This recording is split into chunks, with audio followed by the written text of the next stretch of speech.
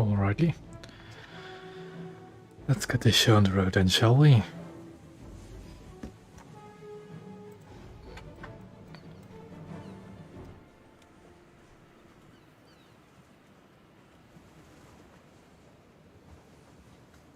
Alrighty, there we go. Everything's in order.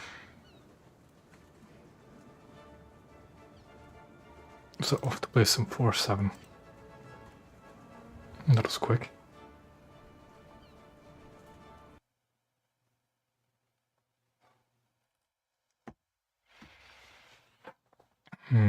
South Africa. I kind of don't want to go for A because that seems a bit too open on this map. Yes, thank you. Thank you, Fury.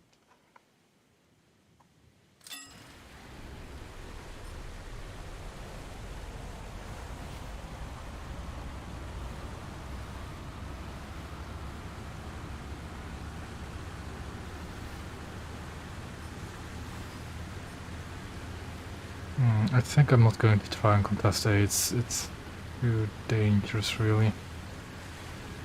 So I'll do what I usually do instead and just be an anti-air ship.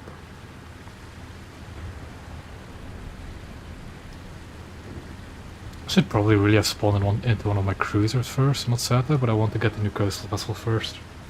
Well, soon, really.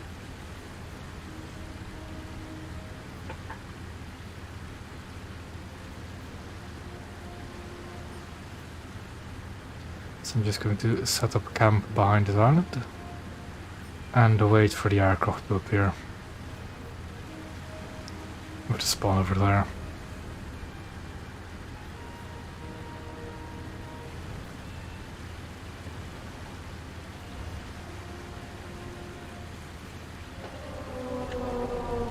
Not good. Not good. Get into cover quick. Get into cover quick.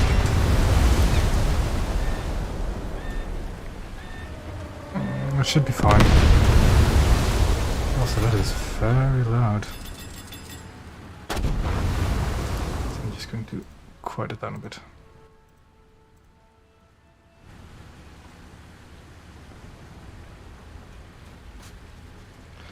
And now we just wait. Wait for aircraft to spawn.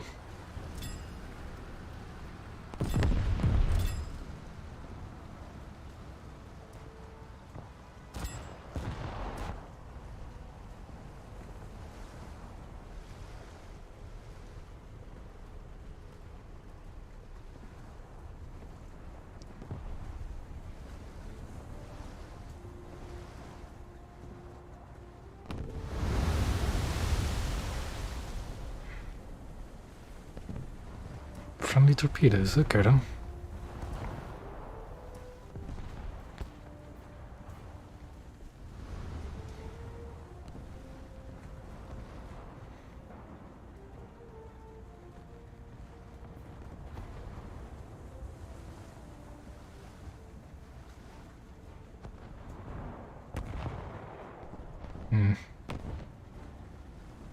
Seems we'll be stuck behind this island for quite a while.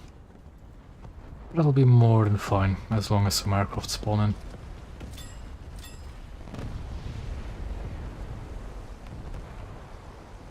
Like, where's the air? The air spawn is over there-ish. It's behind the castle, of course, oh boy.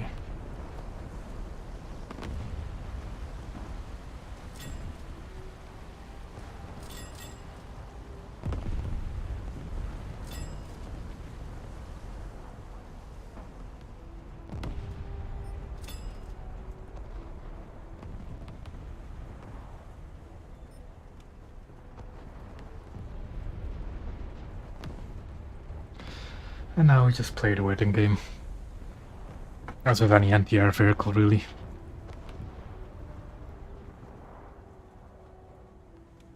And hope we don't get rushed by enemy destroyers.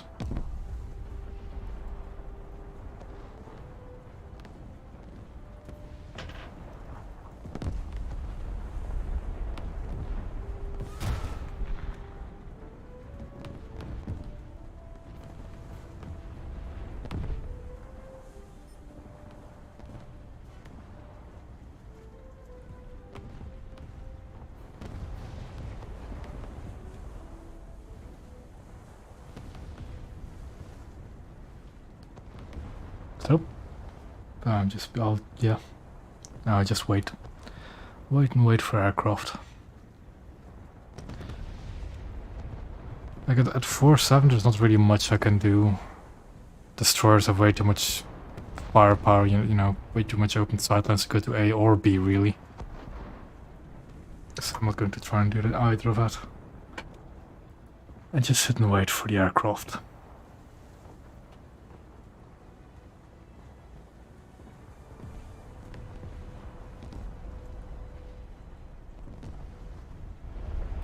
That is if any of them are going to die, really.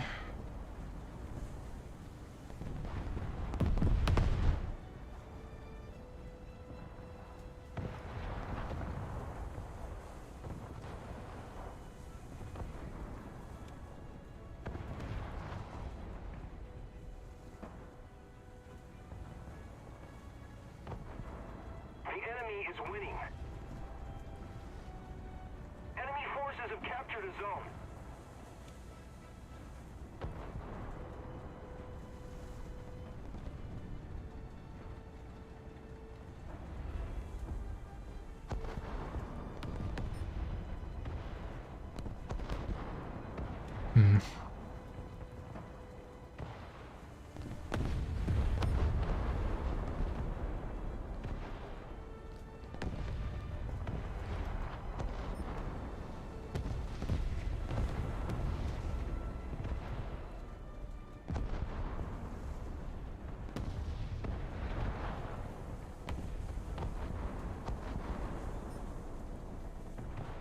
Well, there's something on A, but seems to be Nakazuki, and I don't think I can kill Nakazuki with these missiles. Nah, 25 kills is not quite enough to really... That and I wouldn't even really know where to shoot it with these missiles. Most of the zones are under enemy's control.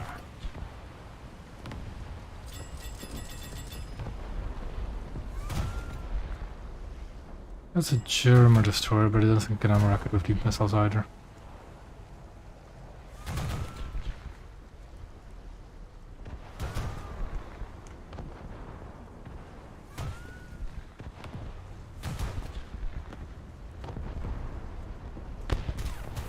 I know.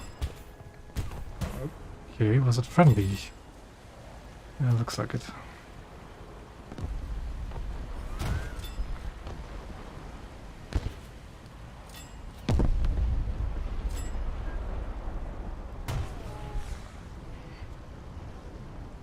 Come on, just somebody spawn an aircraft. More pressure on the enemy. Give me some fun. We're winning.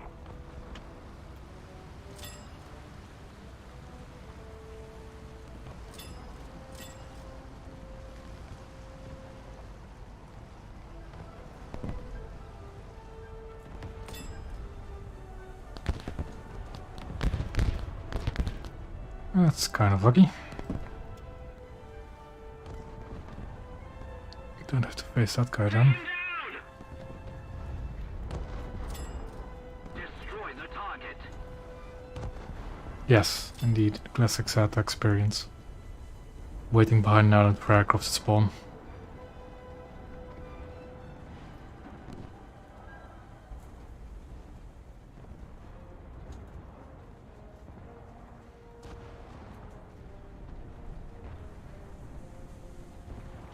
I really should have first spawned a one of my cruisers instead of SATA, but oh well.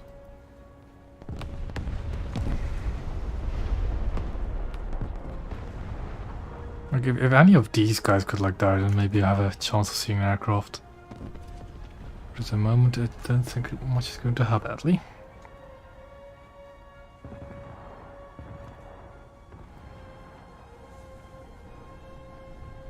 We no longer have the advantage.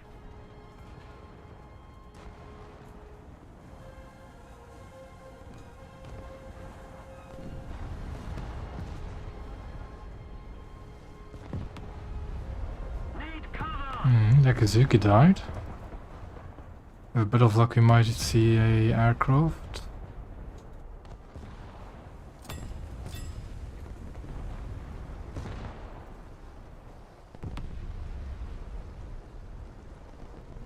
If we don't do something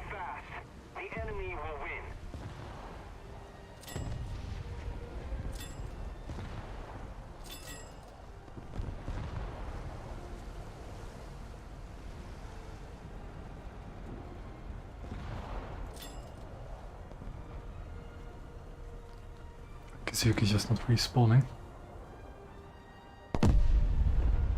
I actually have to look at what the ships are for that event. Actually, can I check that? Here, right? Matapan. I'm not going to play Cordigieri. There's a problem, and I don't have any of those cruisers either.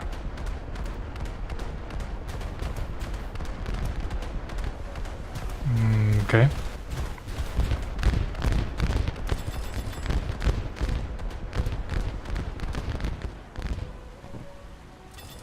No, might have been the G5 that thing was shooting at. Yeah, I don't have... What do I have in my lineup at the moment? Attack the B point. Like 4 7s, I don't have any of the 5-0s yet.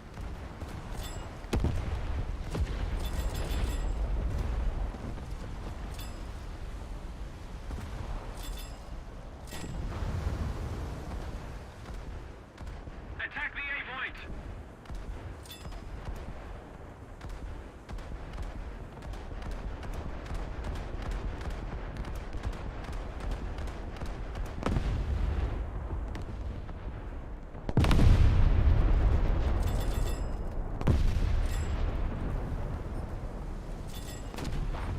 Yeah, I'm preparing.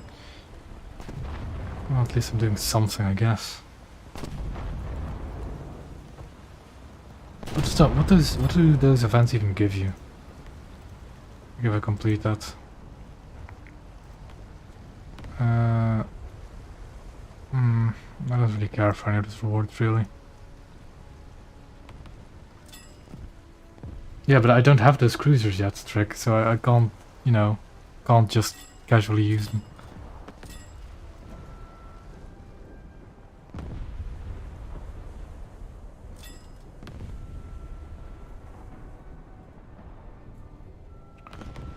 Have they seriously not spawned a single aircraft? Really?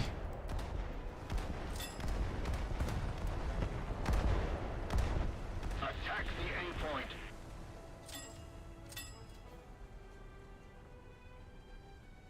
Somebody attack him. We've got an aircraft, but that doesn't do me much good, does it?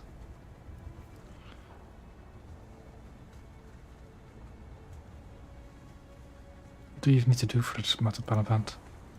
Is it just to damage? Oh, score!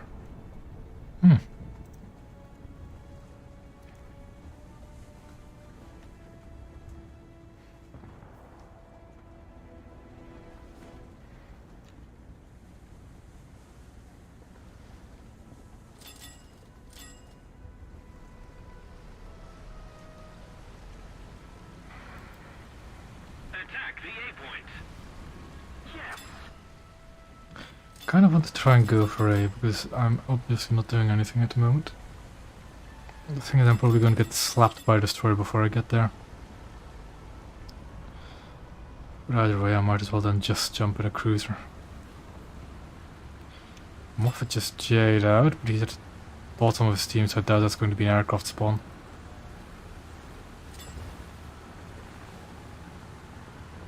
We need to put more pressure on the enemy. They're winning. Allied forces have captured the zone. That TT is not going to see me. That one might. That one will. Of course, now an aircraft spawns when I'm in dangerous waters. Where is it? Oh, there it is. And away the missile goes.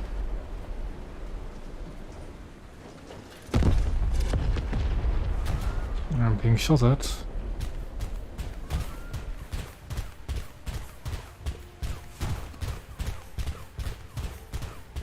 The missile is about to hit him.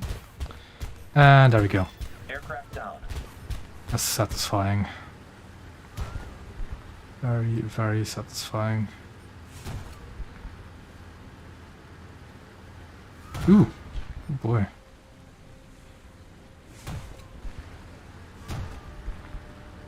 I doubt I'm even going to make it in time into the cap at this rate. Somebody attack him.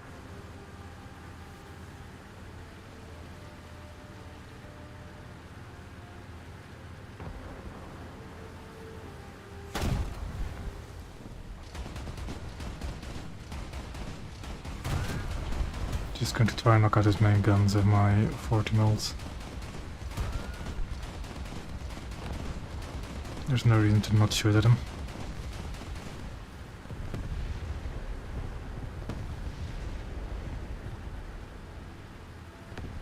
Come on.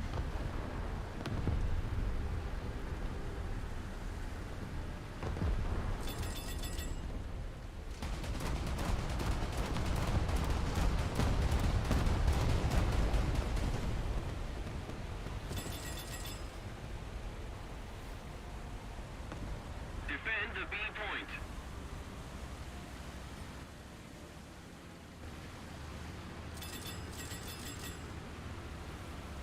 Take him down. Defend the B point.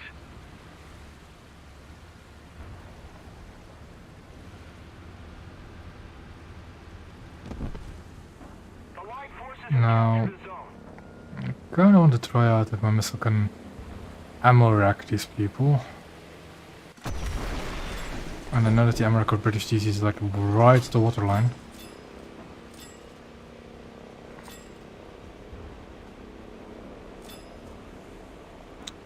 Yeah, it's a bit too slow for that. By the looks of it. Yes, I'm grinding for the Albatross. We've suffered a defeat. Also at the same time trying to spade Zeta.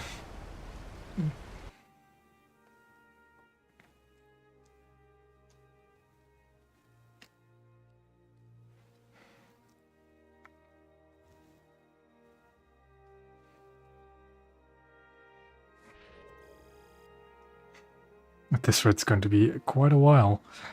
And again, it was quite a bad match. None of them, because ships are not people. Ships are ships. I do have the Natunas in the Zeta, yes.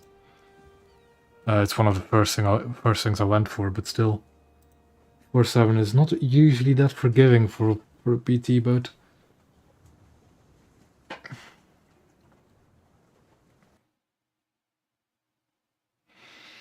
Speaking of maps suited for PT boats, this might actually be quite decent. I think I'm going to spawn up here and go to A, but at the same time that also risks me losing my ship, of course. I don't have the plane now. Yeah, of course Congo is worth grinding it. Seems to be doing quite well, even. And it's most certainly a more decent ship than Hugo, which is known to be a powder keg. Really? Okay.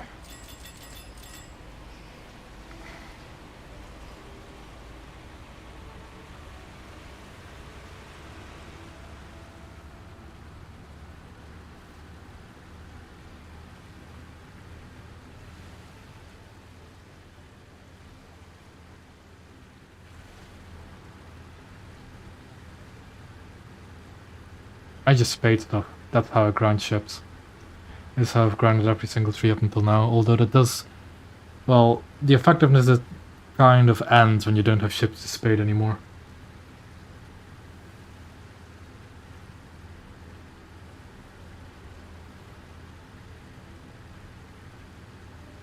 The thing with second spawning this set is, Thomas, funnily enough, I cannot guarantee of even getting a second spawn. I sometimes just slap a bit too hard in my cruisers.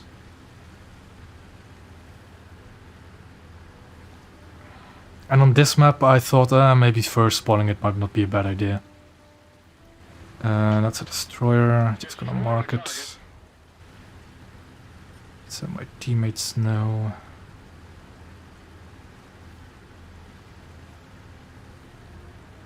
No. Anti-air AI is already bad enough. It doesn't need to be nerfed even further.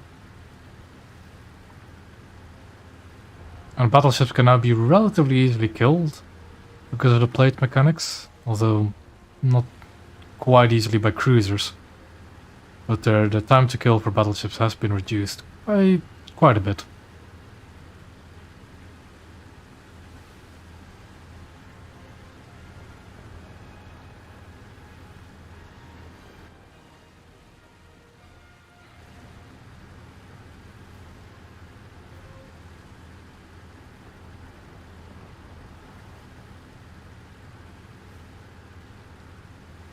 To be honest, I haven't actually faced... Where is the Pure 206? Where is it? I was just distracted, but... Chat for a second. Where is it? Because those things are dangerous. It's on A. It's going to be around that corner then, isn't it? Yeah, it has to be.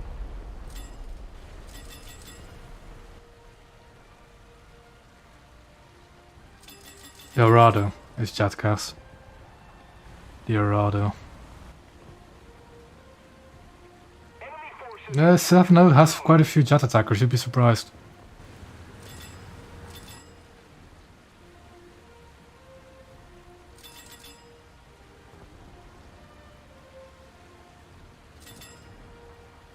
They have increased the repair timers for pretty much everything, with battleships suffering the most from it for as far as I know.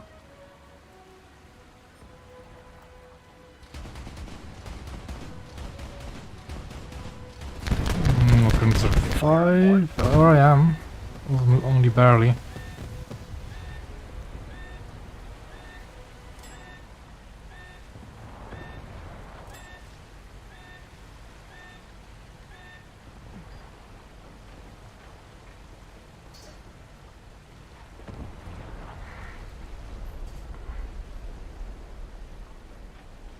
Come on. There we go.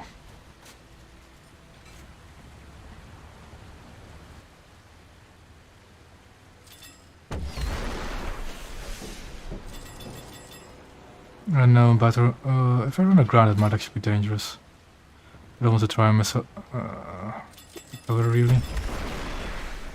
Well, time to try again.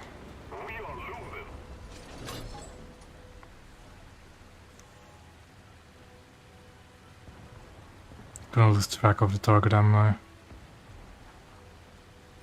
Yep, never hit him. Didn't quite sink him though.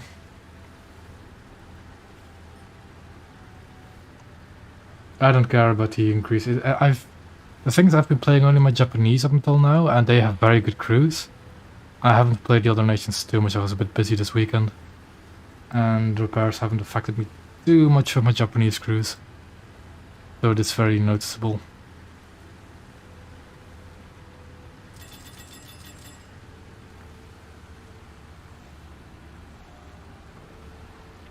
Pure 206 again, just left after one death. That's okay. Seems a bit odd to me.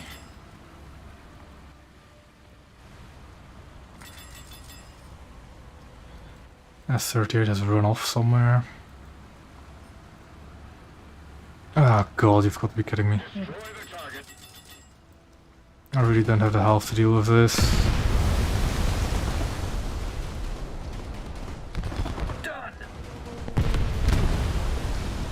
No, I want to lock onto the thing that's closer to me. Thank you very much. Jesus. The enemy ship sank.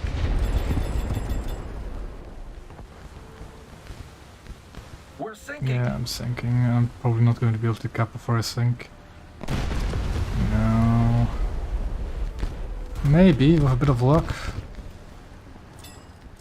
A bit of luck, I might be able to cap. Hull breach. Yes.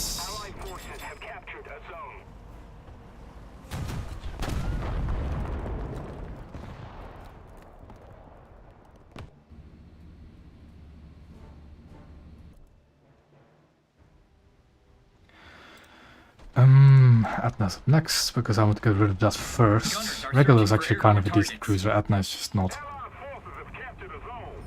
So let's spade this thing first.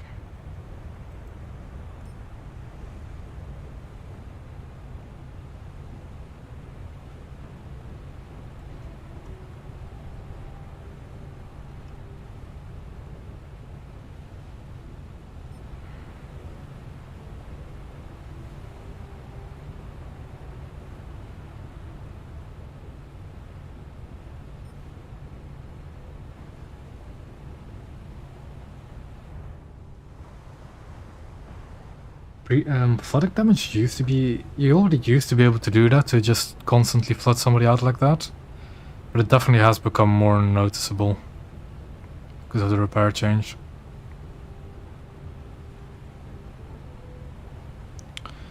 Just means that you have to be more on top of your repair times, really. Thank you very much. Like, before you could maybe get away with doing 2 repairs at once, now you just can't. So... that's it, basically.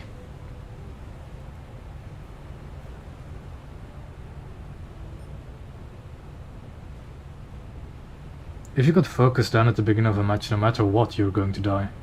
That didn't change with this update, really. Although you might die just a bit quicker now.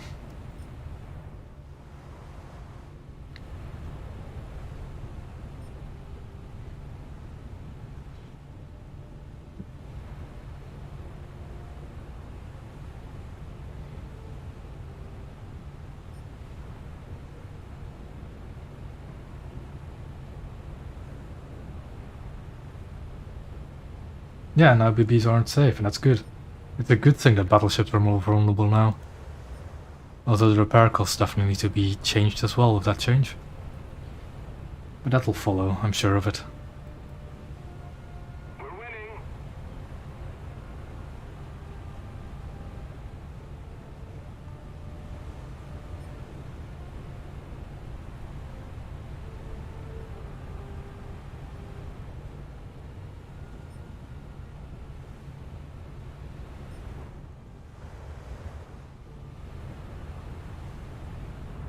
What am I locked onto? Oh, something over there. The Allied forces have captured a zone. Let's get stern guns on target.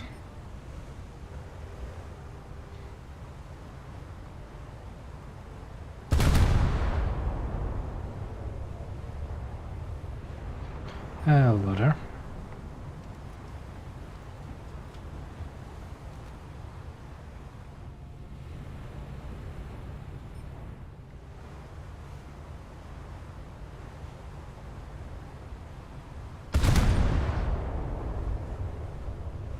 I keep losing this target because of this rock and because we're moving in.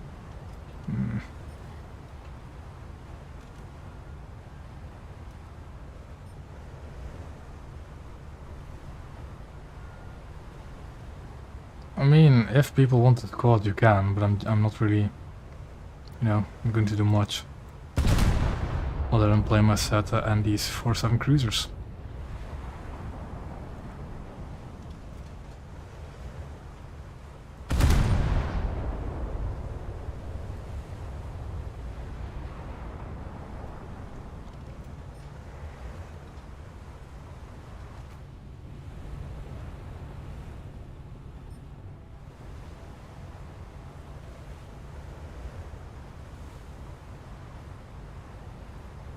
Just a little more effort, and victory will surely be ours.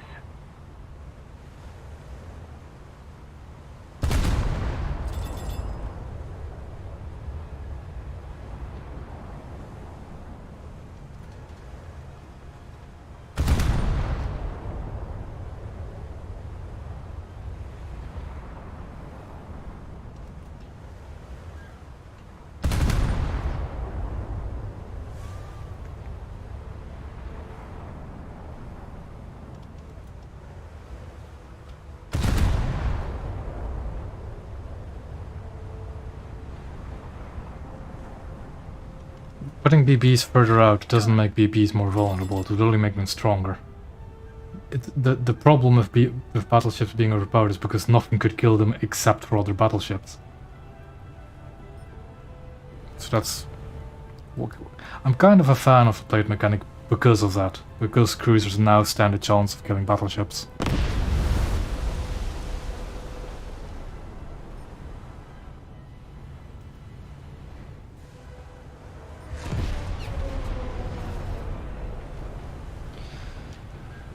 And that when it comes to maps and spawns, that's a problem for most ship types, not only battleships. 6.8 kilometers, 6.9, I can do that. Let's see. I don't understand why that gunboat is shooting at a cruiser, and not any of those destroyers, but they will.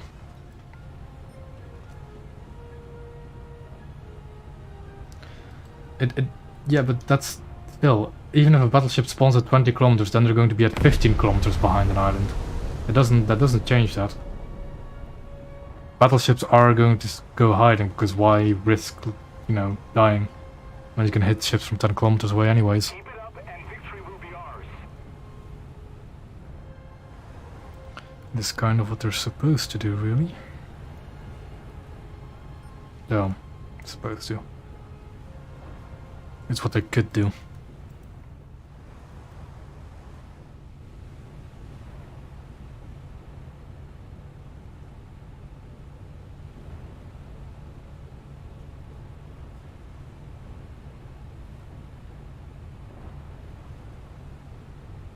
It doesn't matter if they're a bad idea, they're in here now, you better deal with them somewhere or another. And telling that they're a bad idea is not going to make them disappear, sadly.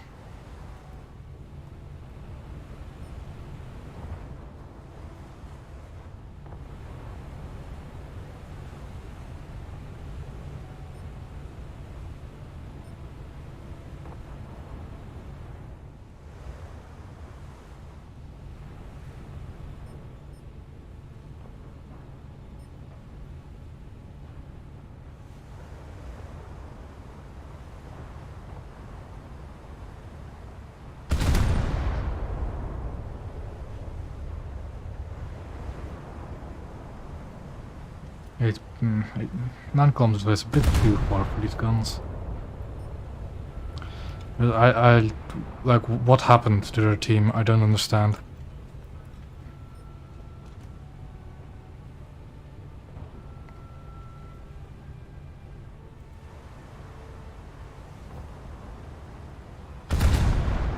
First I played a battle where I didn't really do anything in my SATA. Now I'm playing a battle where I can't do really anything in my Etna. Oh boy.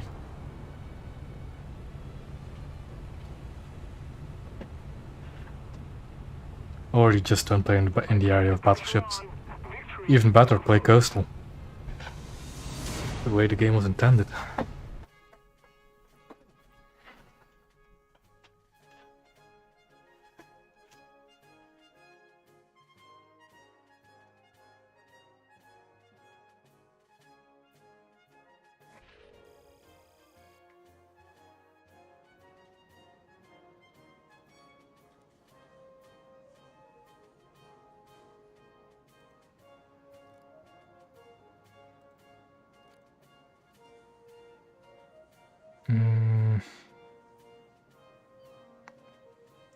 Probably go for ventilation. It was somebody that said they wanted to get in this call with me. That you'd have to send me a friend request. To this name, by the way.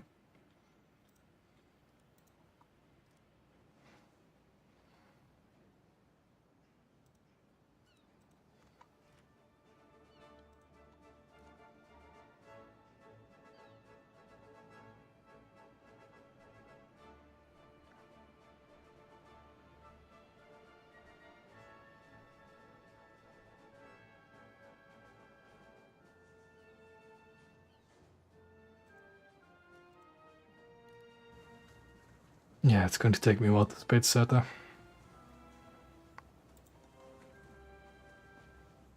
I am looking forward to getting these Italian cruisers though. I've heard their accuracy's gotten quite a lot better this update.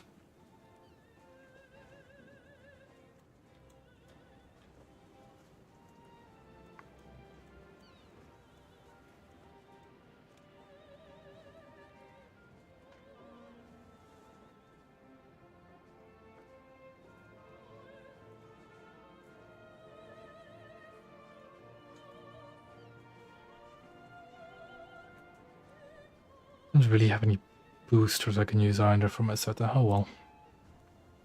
I'll jump into the next match.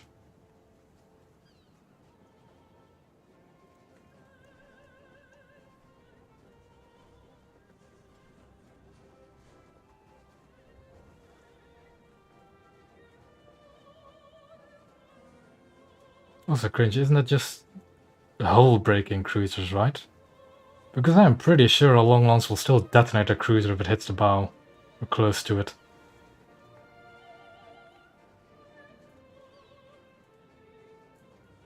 Also, the TNT equivalent of a long lance is 620 something. And that's for the average long lance. Some long lances have close to 1,000 kilos.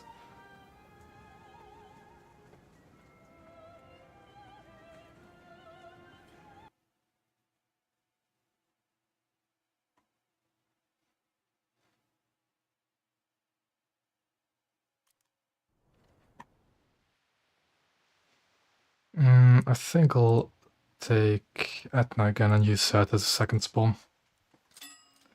Gunners are searching for airborne targets. Did you hit that on the bow? Then yeah, sure. You could do that last patch as well. Not the sink, but by taking torpedo dead on the bow. But if you take it close to the ammo rack, it'll still detonate you. Pretty sure of it.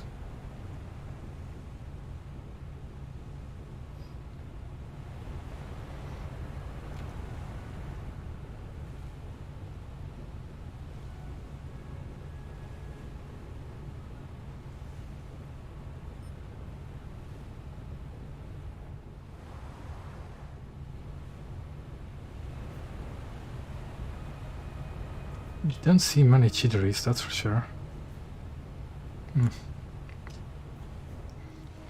I don't... Why? Why reserve coastal vessels? Why not something bigger, you know? Something that can actually deal with other coastal vessels. Yeah, that's never going to hit, never mind. I'll just go to B.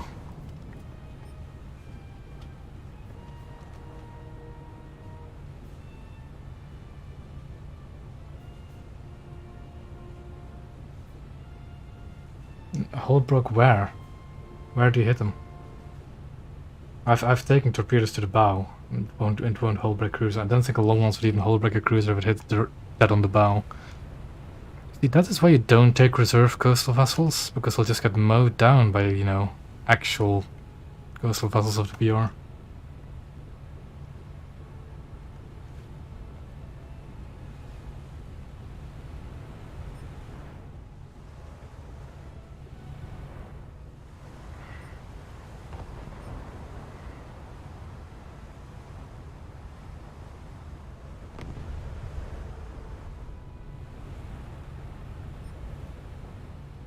Enemy forces have captured a zone. Yep, there it goes on the reserve coastal vessel.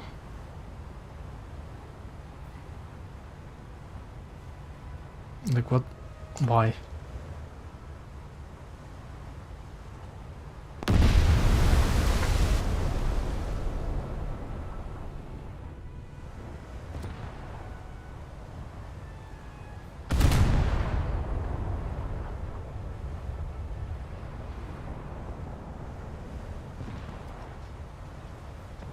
The enemy is winning.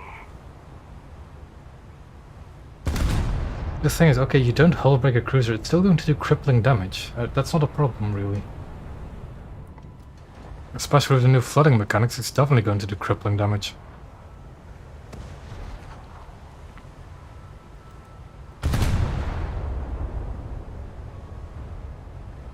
Probably because you break the keel if you hit straight in the middle. I don't know.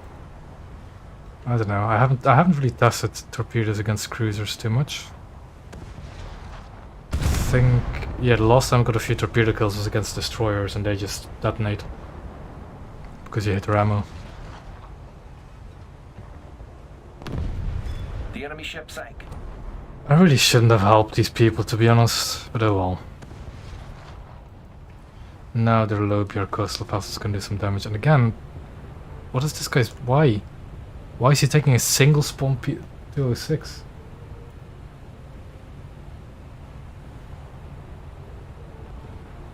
It's like the third time in a row I've seen this guy.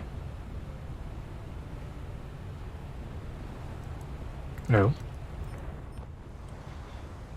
Speaking of low BR coastal vessels.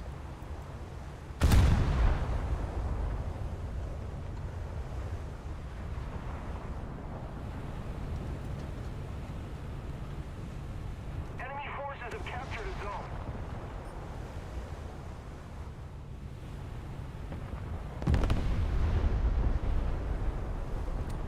It is a Japanese destroyer, that's... okay. Let's see who'll win this gunfight.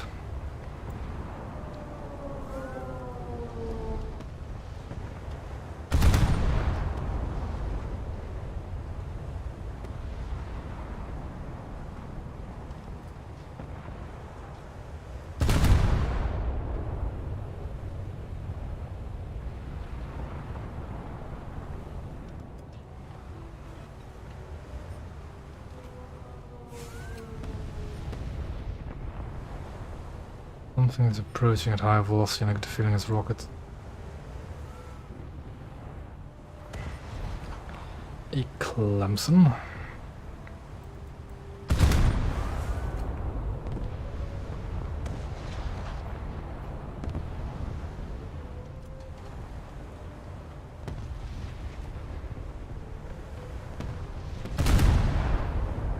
Oh, there's Gulpert.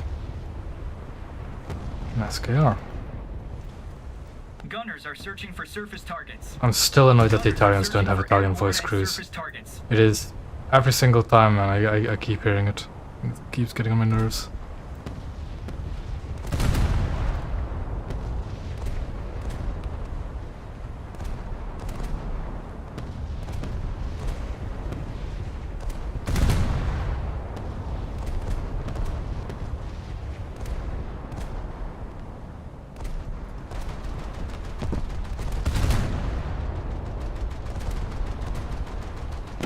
Done. Gunners are searching for airborne targets.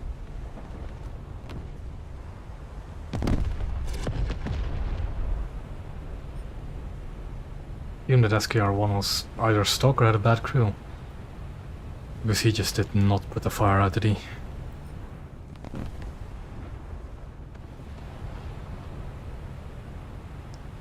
A Yugomo dead at the Moskva. Alrighty.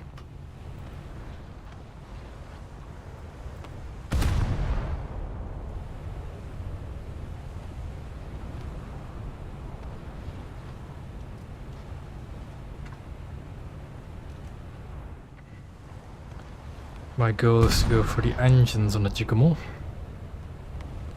Try and immobilize him. If we don't do something fast, the enemy will win. Preferably I'd have more than 2 turrets. 2 guns firing at him, sorry.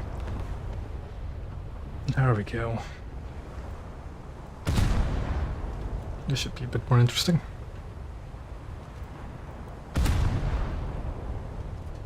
That's something else I've been noticing right with this dispersion change. That the horizontal dispersion got improved. Vertical dispersion got worse. And that makes broadsiding somehow actually more viable. Which is kind of weird.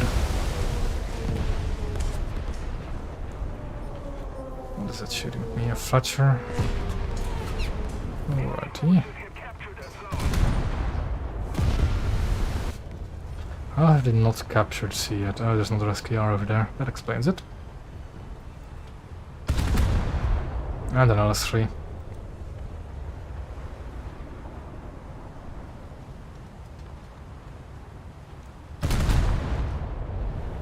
PSB captured.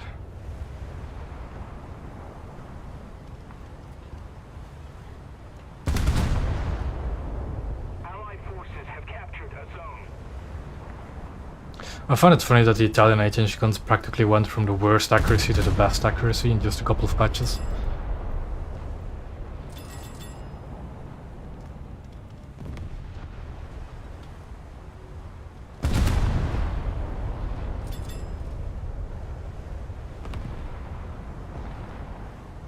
There was a Japanese destroyer that like, lost its entire front section as well and survived.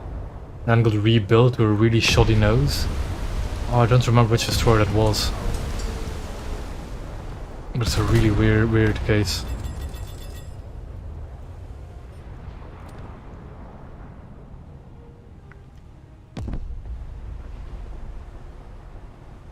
Yeah, something like that. Like it lost its... It didn't just lose the bow, The enemy ship it lost the majority of the front of the ship. Like I think only the rear or something survived and it was really strange looking.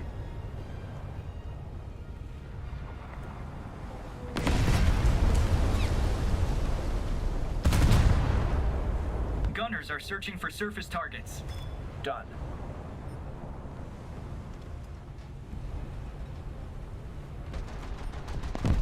Oh.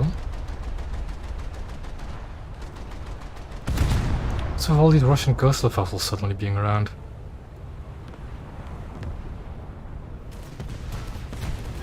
Fire on board. Ugh. Time to switch to the AP, I guess, and deal with that SKR.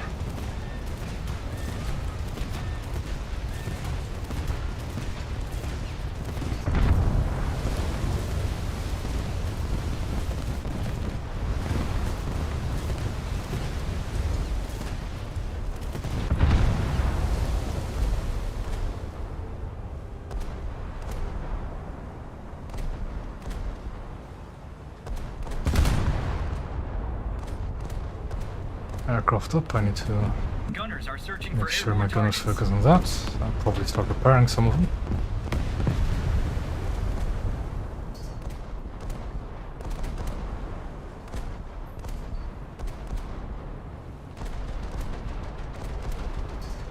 Etna is an anti-airship after all. Would be a waste not to use her properly. We need to put more pressure on the enemy. They're winning. Threat in the air.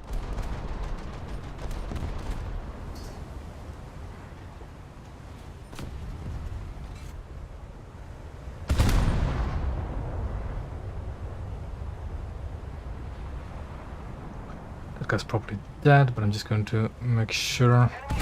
The SKRs are dangerous vessels. If I couldn't just, you know, hit the engine I was kind of aiming for. He's going to go forwards now, so better compensate, but that's a bit... there, it still kills him. That guy's flooding.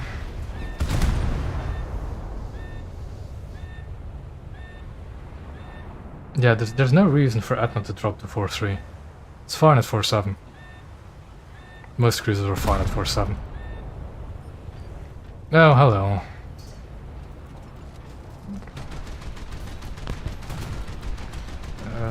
The thing is, he hasn't launched... Oh, he has launched torpedoes, but... Can I dodge Torpedo those? to port. Can I dodge those? I can dodge them. I certainly can. That was quite the achievement to somehow not torpedo a cruiser from that distance. But I'm not going to complain about surviving that.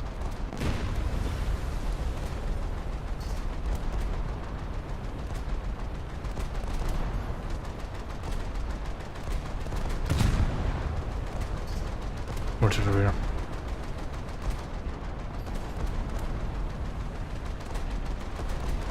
I hear the aircraft engines approaching, I don't like that.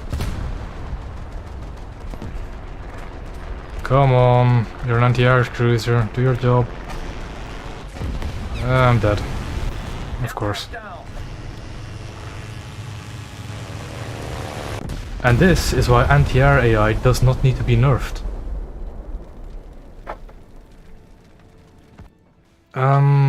I guess all that means set now.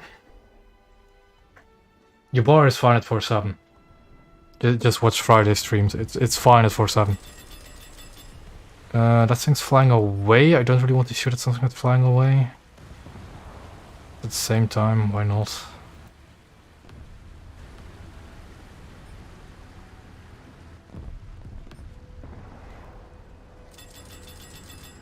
The range is not the only problem, it's the general accuracy as well. Then again, this is a lower level cruise, but still. It's a single plane against an anti-air cruiser and still gets slipped through. Because why wouldn't it?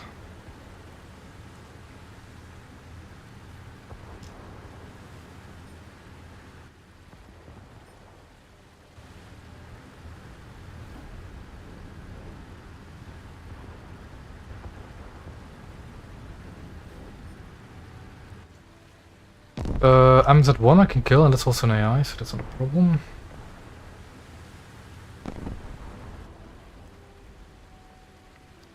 LCS is also probably an AI, no problem.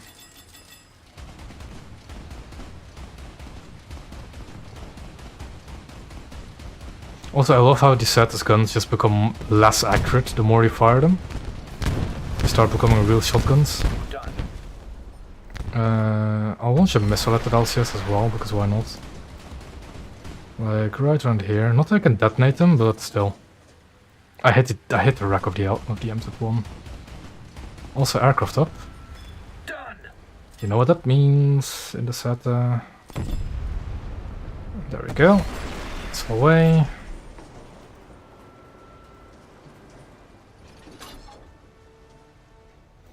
Halfway there. He's dodged. He's trying to dodge. He's trying to dodge. Has he dodged? I think he might have. Yes, he has. The missile is on the other side of him. We've captured most of the strategic zones.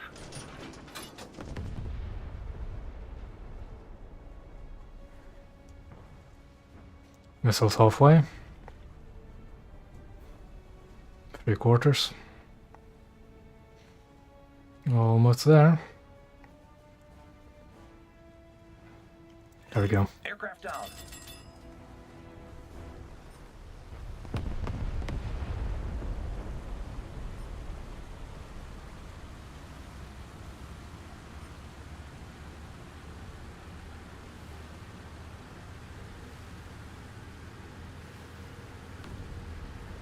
Also, the nice thing about Satas missiles is that they reload really quickly on a cap. Nope.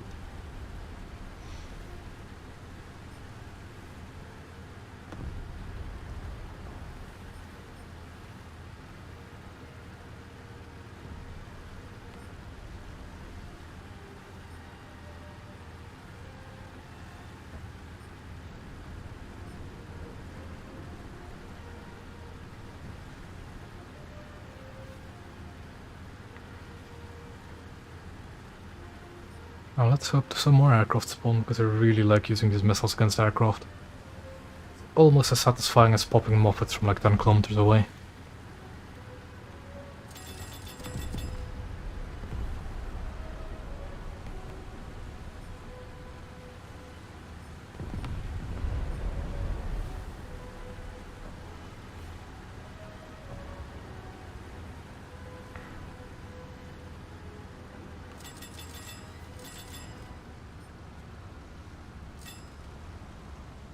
Most of the strategic zones are captured. Yeah, these missiles reload really quickly. Hold on a sec. Come on. Yep, there I got one. Compared to how long some torpedo reloads can take on the cap, these missiles reload much quicker. Our victory is near.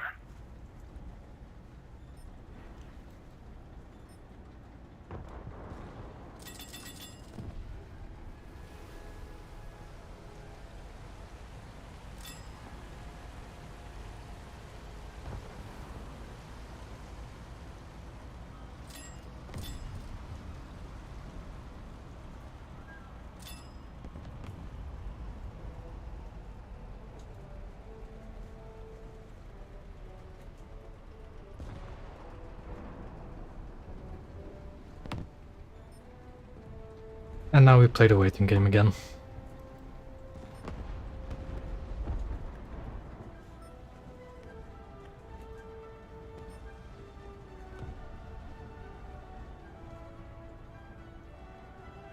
Who knows?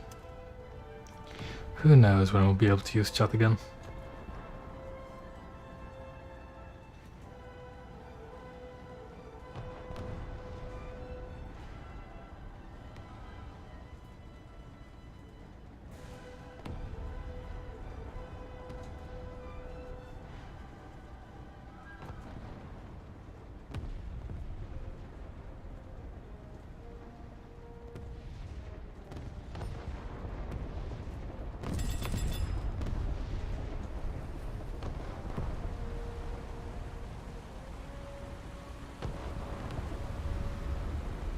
I'm incredibly tempted to annoy this leopard a bit.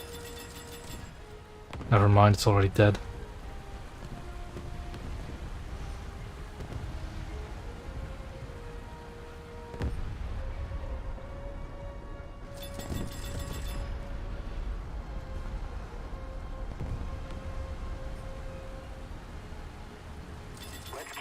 pressure on. Victory is close.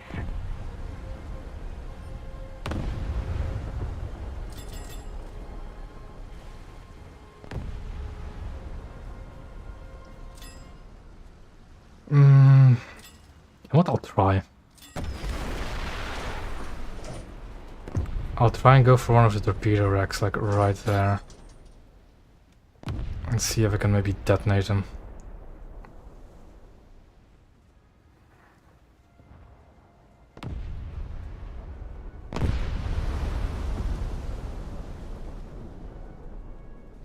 Almost there. No detonation. Oh well. Fire again, I guess. Maybe the rear rack this time.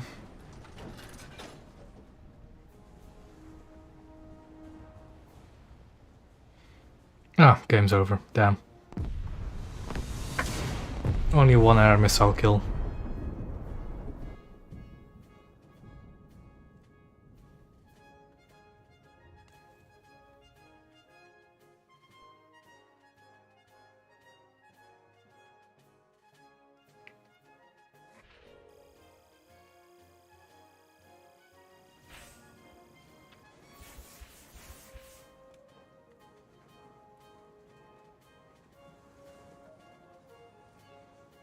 At this rate, I'm definitely going to have Atlas spaded before I'll have Satas spaded.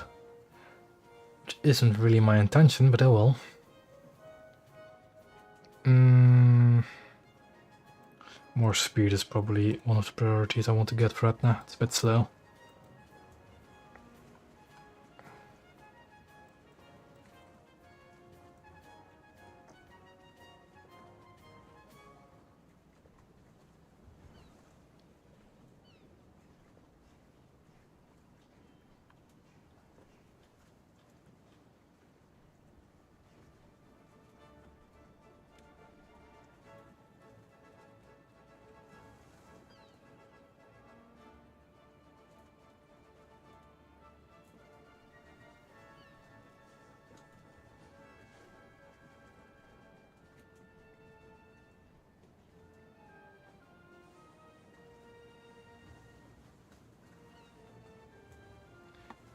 Oh well, let me think.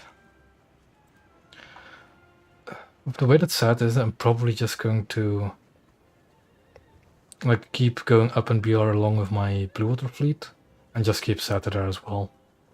Because why not? Albatross is kind of an annoying battle rating because you only have Dardo, though not too bad. You just have Dardo, Albatross, and what else? Gabbiano or the reserve turbine. Which one of the two would be better? This is not a bad map for Sata. At the same time, it is also not the best. But I'll take Etna first. Gunners are searching for airborne targets.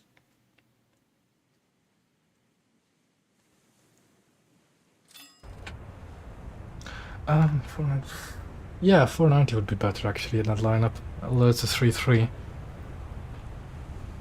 Then again, the year of service as well. Yeah, 490 is probably the better choice there.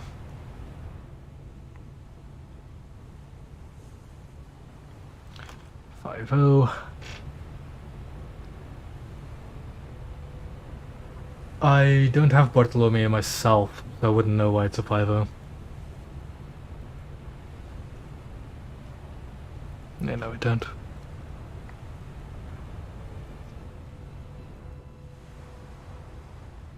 But again, it's a general rule. Cruisers shouldn't be 4-7, really. Cruisers should at minimum be 5-0. There's only a few exceptions in the 4-7s. The exceptionally shit ones. 21-second reload, really? I'll have to check that out. Attention to the designated grid zone!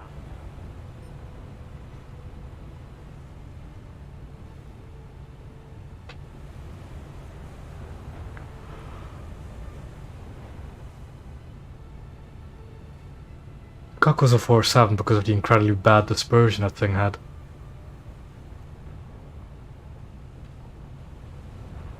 So with the improved dispersion it has now, it might actually move up to 5-0 again. Like, Kakko is not a good ship. Whatever you think, Kakko is not a good ship. It really isn't. It also has kind of bad reload, or as far as I remember, although I might be misremembering it.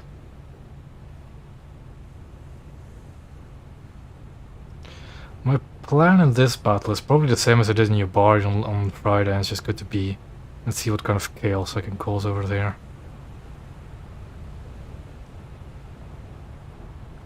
Gunners are searching for surface targets. Well, you know what I'm All surprised gunners, at? hold your Why is the Isuzu a 5-0? Like the cruiser, the Isuzu, why is that thing a 5-0 and not a 4-7? Like how?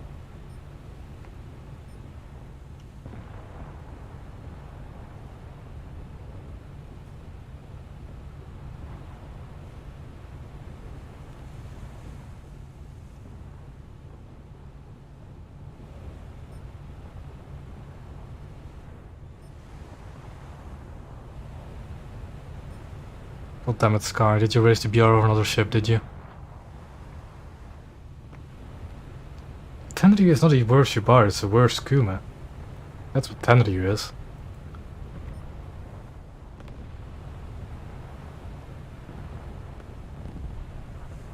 If it's because of AA, then why is Atnat 4-7 with this kind of AA? It doesn't make much sense. I'm thinking it's because of Isuzu's torpedoes, because it actually has good torpedoes.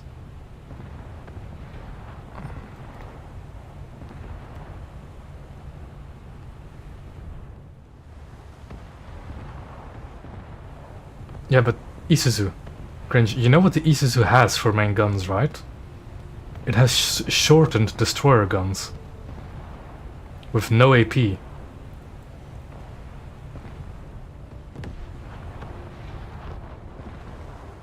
Like in all regards, the Isuzu is a really bad cruiser.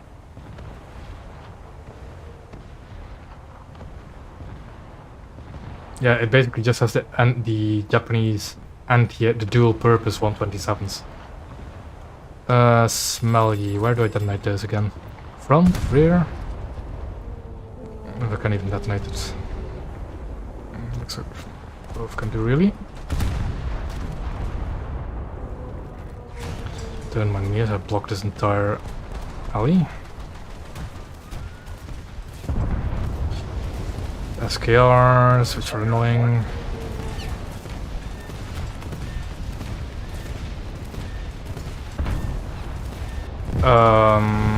Why am I lifting like that? Did I run aground? Must have.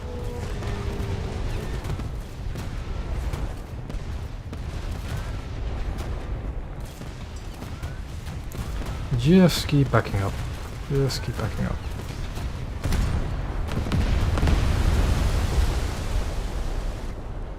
Why am I listing so much?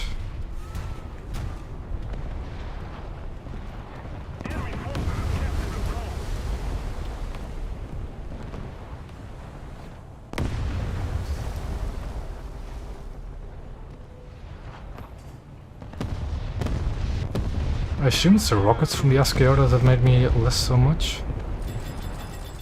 I'm kind of curious if I actually just run aground there or not.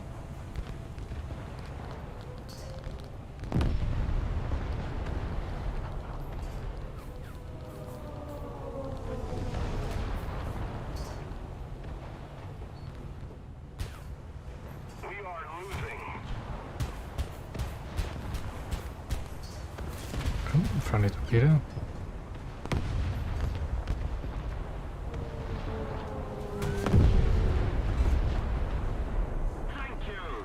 Well, time to see what I can do. You can actually detonate SKRs, but I'm probably gonna get torpedoed here, am I? Yeah, man. Okay, that's a bit high.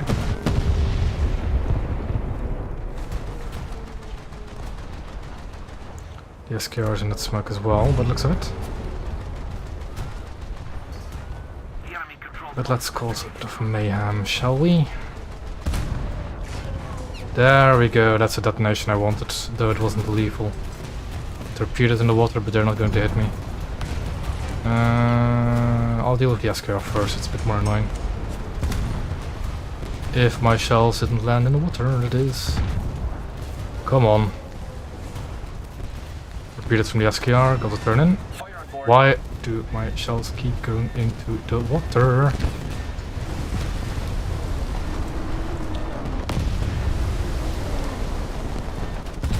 There we go. The enemy ship sank. I don't know if the torpedoes from the SKR are going to kill me or not.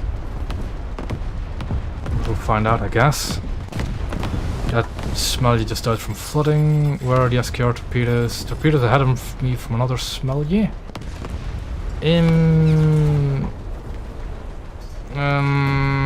I'm fine for the torpedoes ahead. Where are those SKR torps? They must have already... No? Torpedo. No, that's torpedo warning. Ship to my right is a... Ooh, Moffat. Moffat. You all know what to do with Moffats if my guns want to turn around, it is. I'm probably not going to survive by the time that Moffat actually kills me. Come on, turn these turrets around. That Moffat is using its AI to fire the main guns. That dispersion is way too random.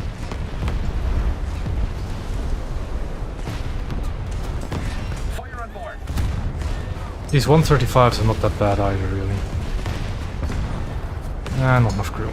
Though for some reason my guns are misbehaving at the moment. That's really annoying.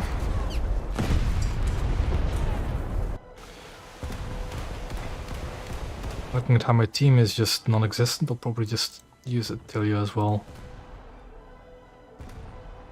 Gunners are searching for airborne targets.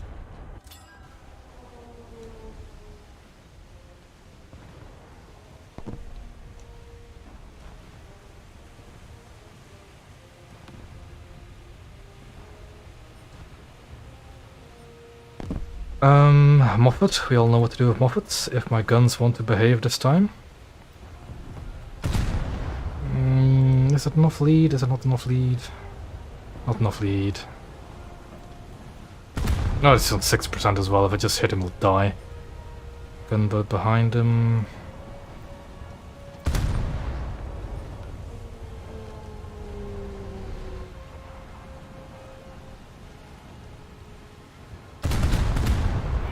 Oh, shooting at a gunboat, yeah, somehow hit a Japanese destroyer. Okay.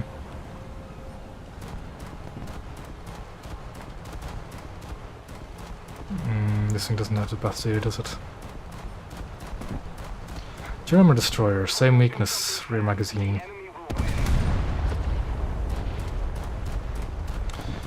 Too much lead. I'm going to get bombed, am I? Oh no, he got shot down. Good. Just heard his props getting closer and closer. He is just slowing down, so I'm getting way too much lead. That should be alright. Yep. Done. Another German destroyer, still the same weakness.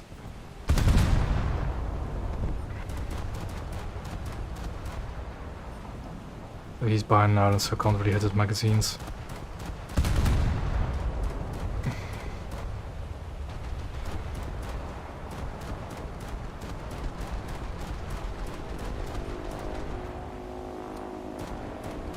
Aircraft. A bit low. A bit low.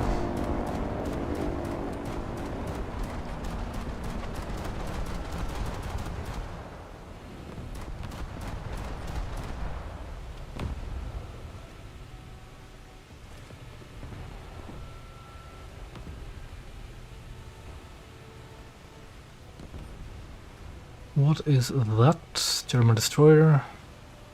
Again, same weaknesses.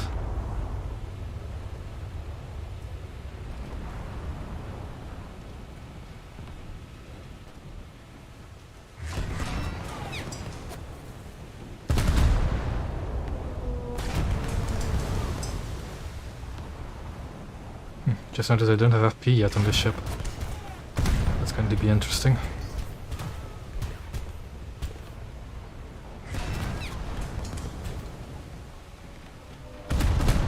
The enemy is winning. We must counterattack.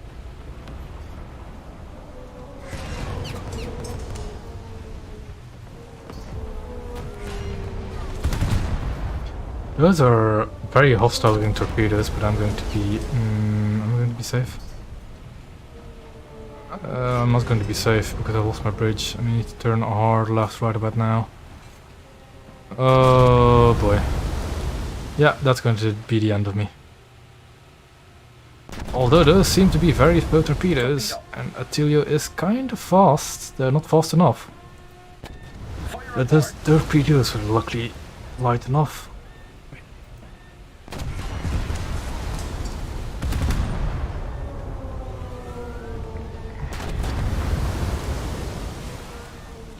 I'm way undershot, even though my ranging wasn't actually that much lower.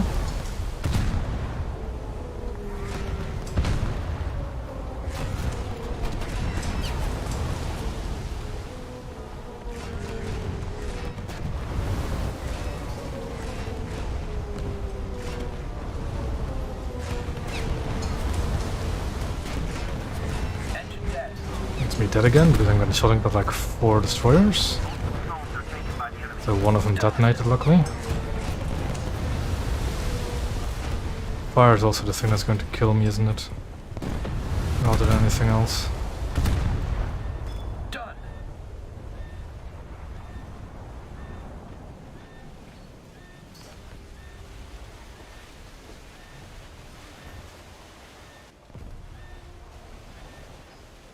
Literally, if that fire like does one more damage tick, I'm done.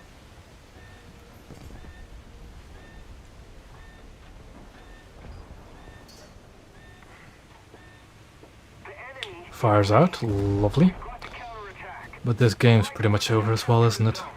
Yeah.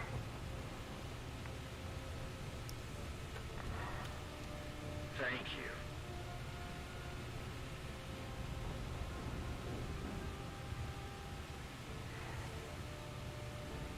Bravo!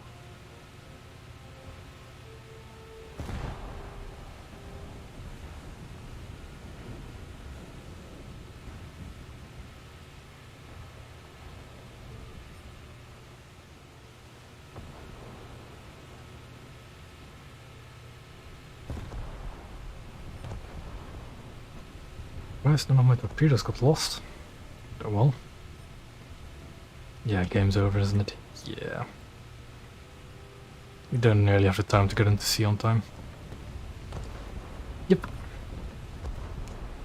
This time, the enemy has proven stronger. Withdraw.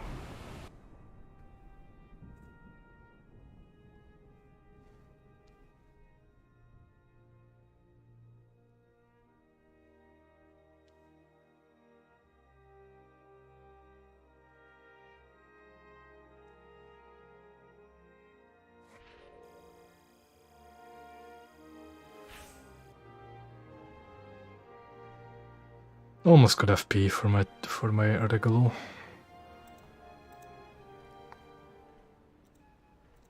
Bit more speed on that now will be nice.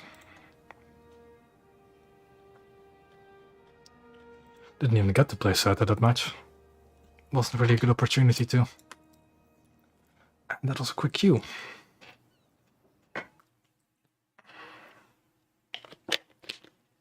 You know what I hate about this map, especially this side? That is the cruiser spawn. Literally useless. You have to go all the way around to get to the 2 important capture points. I really don't want that. Like, I'll do it. Why not? Gunners are searching for airborne and Ooh. surface targets. A foggy map. I haven't had that in rotation yet.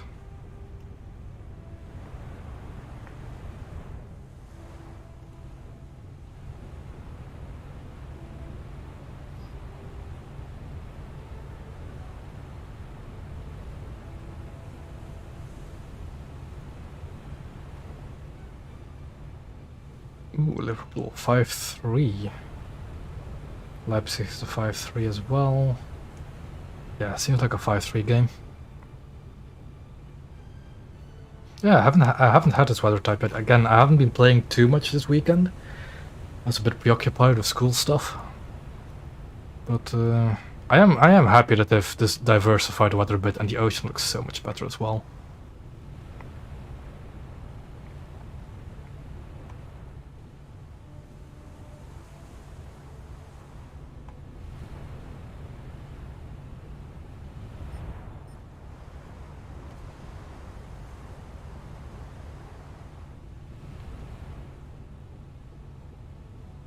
I should probably really let Liverpool go ahead, though for some reason it's slowing down, so I don't really... Because my plan is to still cut in and fight around here. Captured a zone. So... I'll have to see what the Liverpool does. That seems to be one of his AIs, because that's not how actual players fire the main guns, is it?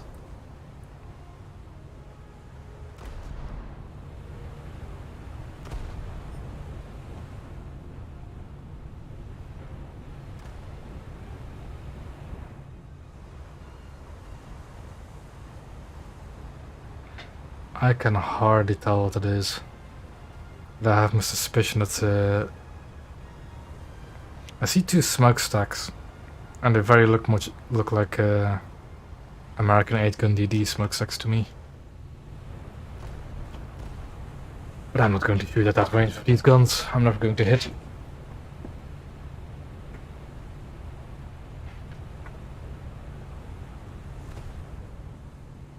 Also, what roundel is that on the side? Ah, it is a Belgian roundel. Lovely. The enemy's getting closer to victory. You know, that's what I used to do as well, because 500 GE for a flag was a bit much. And you could get the Belgian roundel for free.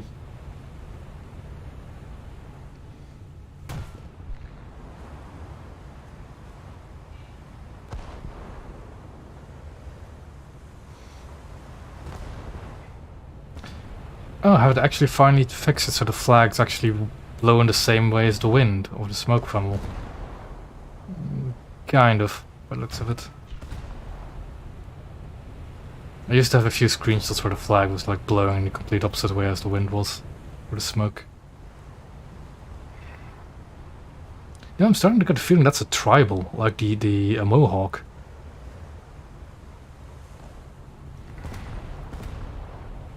And it's starting to get in range as well. Ooh, that was quite a detonation.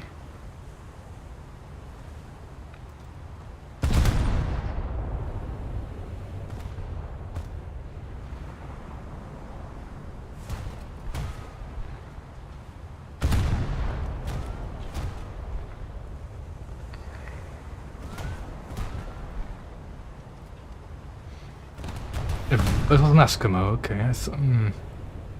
I must have seen its secondaries at the rear fire then. And that looks like a... that name's familiar. That looks like a Enterprise to me. Somehow. Attack hostile base.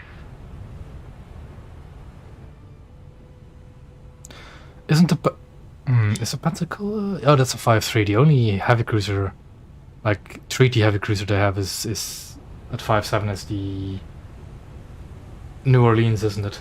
All the others are 5-3 for as far as I remember.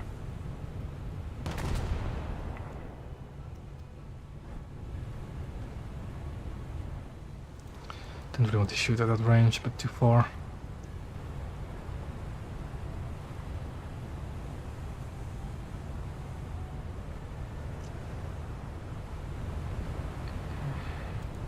Nope. Yeah.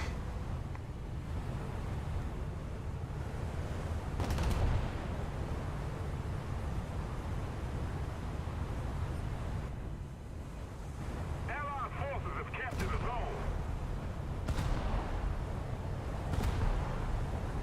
Yeah, for Northampton side, of course.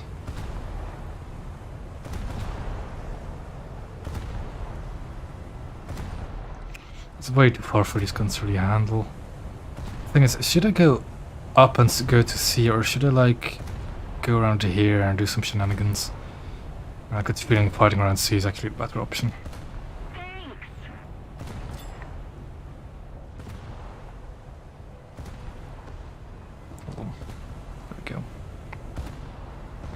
I do like this weather setting. It's kind of cinematic.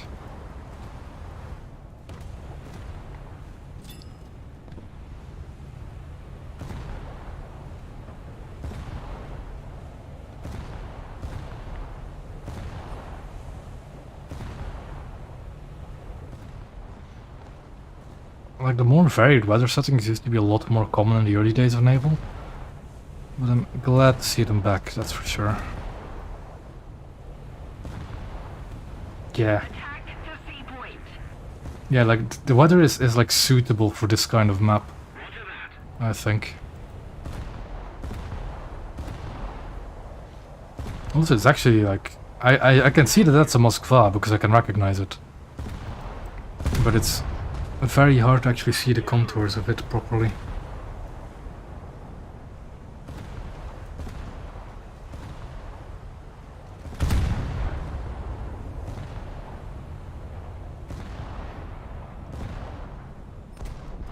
Ooh, a G-class of some sort? Or whatever it is, just got detonated.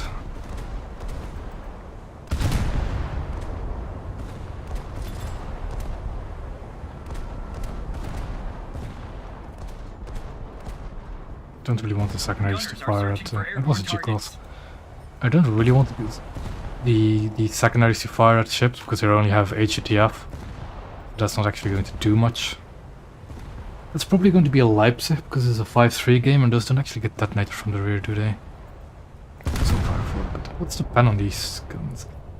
Actually, kind of bad. I might actually not want to take fights at this kind of range, especially against cruisers. It kind of explains why in the last match I was doing so poorly against an angled Smelly.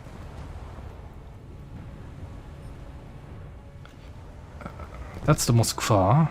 We'll just keep going. Need to be careful of torps as well. The enemy. Attention to the map. Gramercy. Apparently something's approaching B.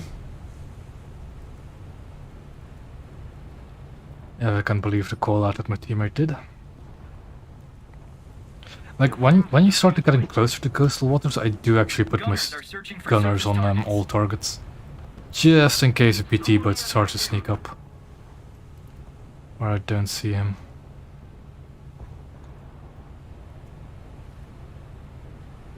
Also, this is a full match, which is quite nice. And I can't actually see any any bots like some of the you know, bot program people. They all look like genuine players. That's always fun.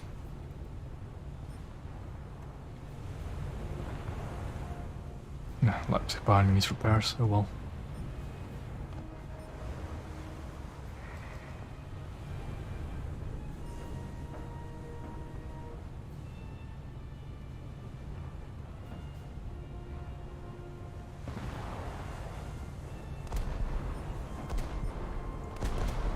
Ooh, an Eskimo, but he's out of my gun range now. Can't really shoot him. There's just so much just in their spawn. Oh boy.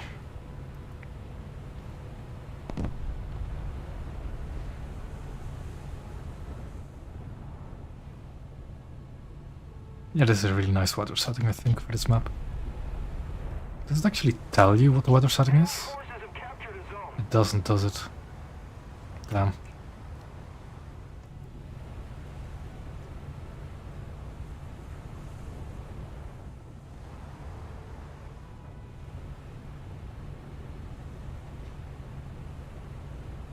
Just keep it up, and victory will be ours. Allied forces have captured a zone.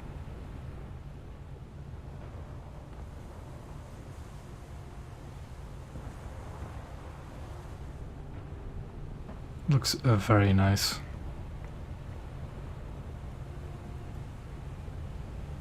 Another zone captured. We have the advantage. Destroy the target. Seems like the fighting around sea is quite heavy. So a cruiser will do just right, I think. If I don't get overwhelmed, that is.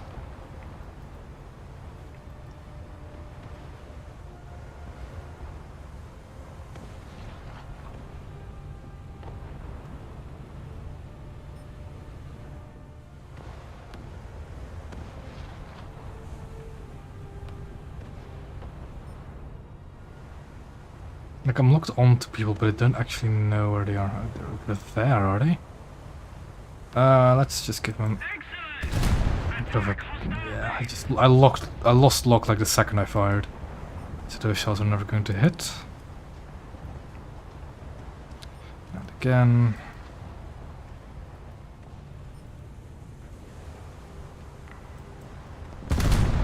Let's see what that does. Probably not much, really. A Fletcher, okay, that's good to know.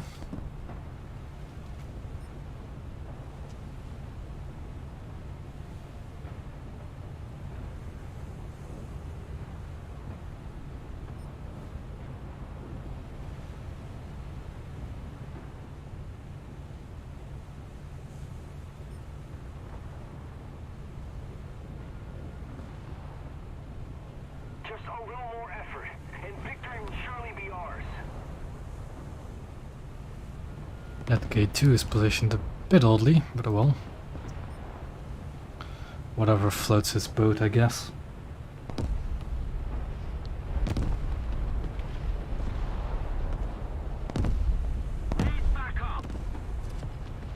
Ooh, Fletcher over there. No, an Alwyn. An Alwyn. Does it have the same rear ammo rack? Not really, he's on low percent. I'll go for the engine. Torpedoes out, so I need to be careful. He's dead. I'm going to go bow in just to dodge his torpedoes, really.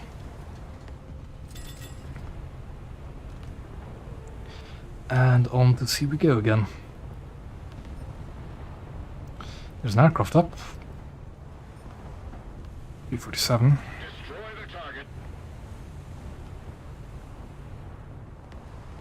Over there. This was disappear behind the rock. Ooh, okay, there's torpedoes. Need to be careful. Turning in actually what might have been a bad idea by the looks of it. But there's more than big enough of a gap to go in between them. Yeah, like in general you always see the big three most of the time. Italy, no, not Italy, sorry. America, Russia and Germany. They're the ones you usually see a lot of. Torpedo! There's a reason they're called the big three as well. Like Japan, Britain, Italy, you don't see many of them. Though recently you've been seeing a lot of Japan because of Congo. But even then. But like that'll disappear in a few weeks again as well. Lovely, detonated and moving first salvo. The front gun probably won't. Oh, front gun will hit. The rear guns will definitely hit. Hello there, Babsy. And welcome. I don't want my gunners on service duty because there's a lot of aircraft up by the looks of it. So I want them to focus aircraft.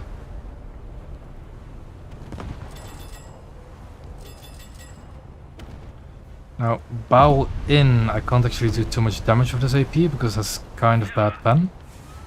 But if he's just going to show me broadside, that'll be perfect.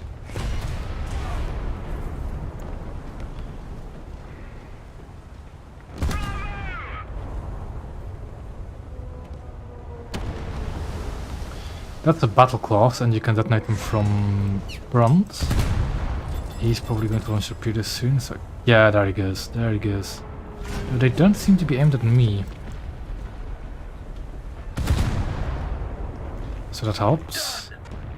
I'm just going to turn in anyways. Frunze, Moffat. Moffat is always a priority target. So I'm going to shoot him. I know that the torpedoes have been launched in vaguely my direction, so I need to be careful. There's a bad lead on that Moffat. A bit more lead. It's too much lead because I'm moving forward now as well. Around there maybe?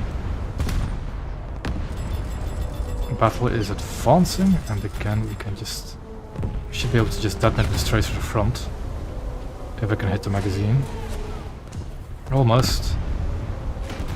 Gun bow in. So we'll just shoot his guns. Because they become massive targets. He's going broadside because he's not a gun in the middle. Or he's just going to launch torpedoes, but that's going to be the death of him. If I can actually hit my shot. Because I'm repairing my reloads longer as well. He's trying to duck into cover, so I'll just fire whatever I can. That's a Frunze, the Moffat is behind it. I don't see any torpedo trails, so I should be safe. Game's almost over as well, so...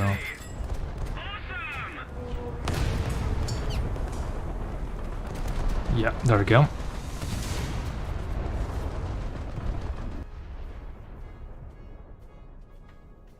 Japanese cruisers are kind of common now that I look at the chat again. The destroyers, they're not as common as the big three, but they are kind of common, yeah.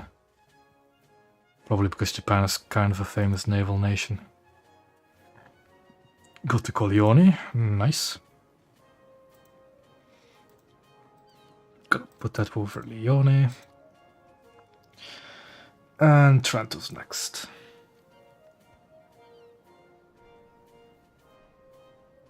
That would be nice.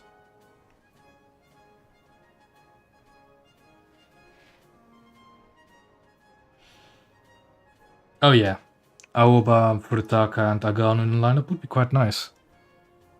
I really like Furutaka and Aoba because they're not like meta 5.7 cruisers, but they're decent 5.7 cruisers. If you know how to use them properly.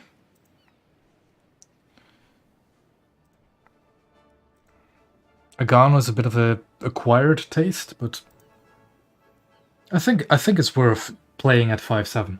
Because for some reason 5.7 doesn't face battleships nearly as much as 6.0 does. Because 6.0 is also the BR where all like the premium cruisers sit. And I don't know. Although it might have changed with this update, but I know the last update, before people are now in a mad rush to research Arizona and Congo. I know that 5.7 was a much more comfortable BR than 6.0 was for cruisers.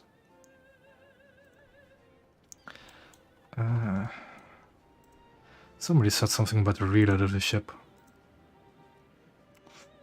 Ooh, almost a 20-second reload stock. Yikes. Oh well.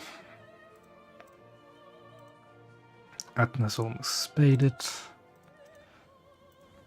Stata's still a ways away. Of course, if I don't die in my Atna, then I can't really play my Seta.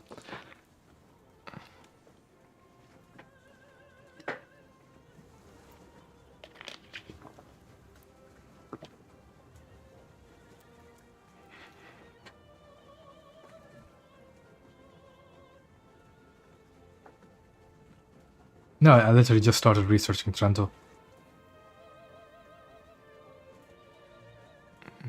South Quark. This is going to be a first spawn set, again, I think.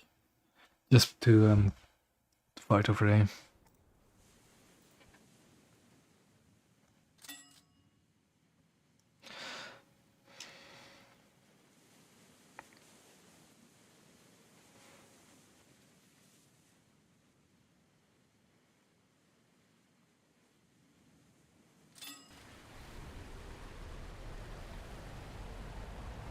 Mm-hmm. 5-0. Seems like a 5-0 game to me.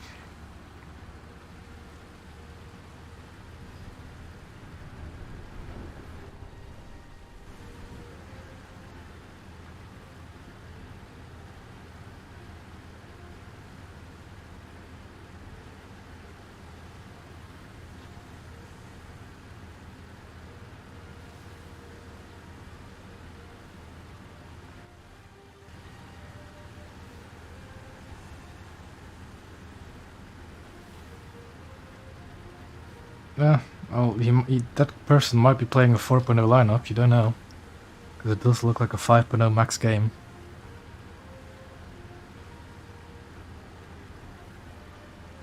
Oh, 5-3, Leipzig. Never mind.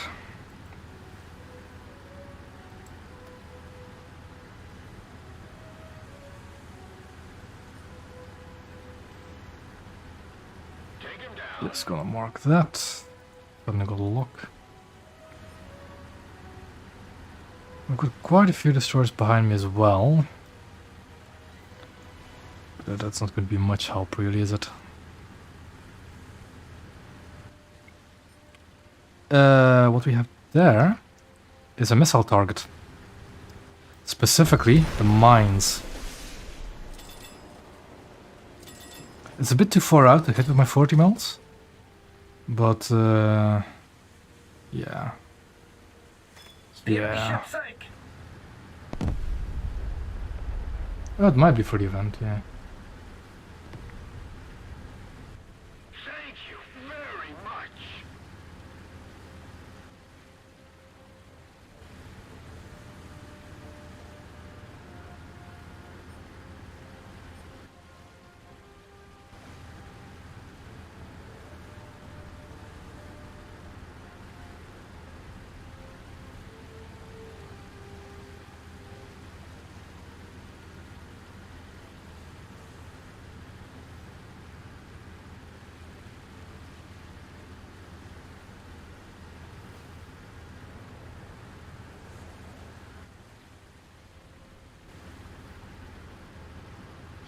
And the thing is, when I cap A, where do I go after that?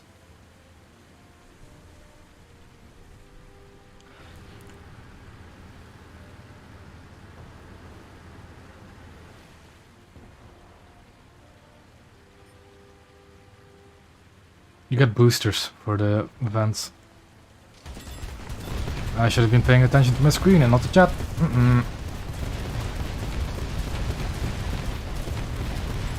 Done. Jeez.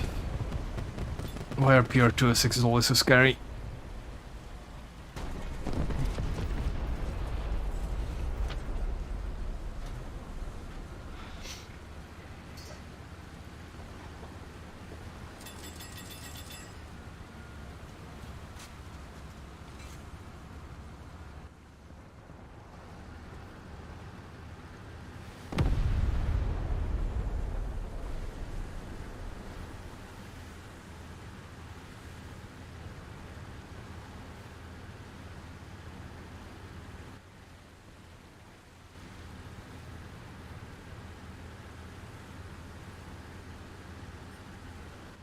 Please don't see me, please don't see me, please don't see me. I want to get behind the shipwreck first. He saw me.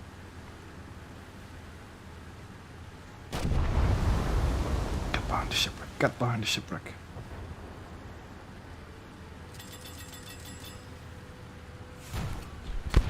The thing is, my mast still pokes out, so he could technically still kill me. I don't have smoke, so I can't actually run away. But it should be safe enough.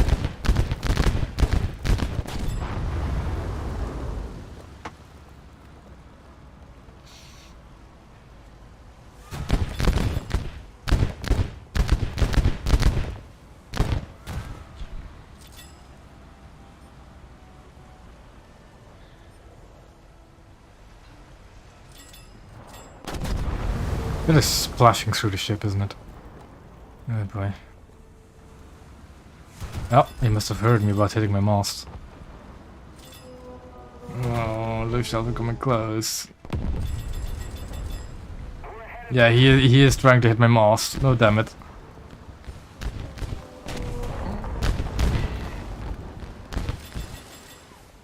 I am in a predicament. Because my friendly destroyers, I don't know what's taking them so long, but they're not here yet. Like, at all.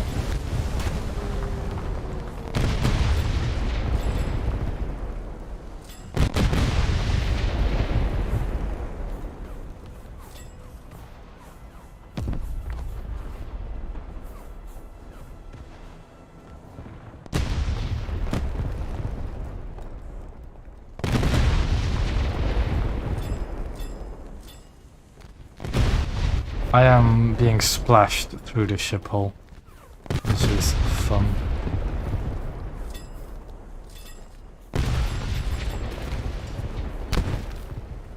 Room?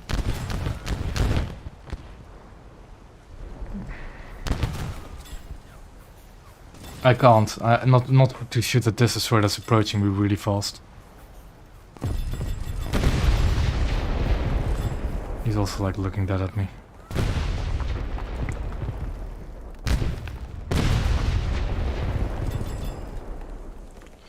thing is, my rockets are not going to do anything really anyways.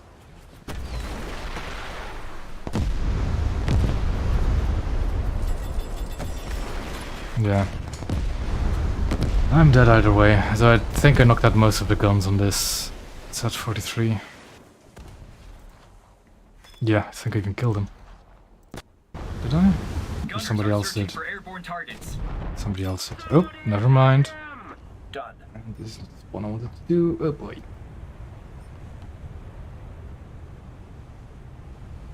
Hello there.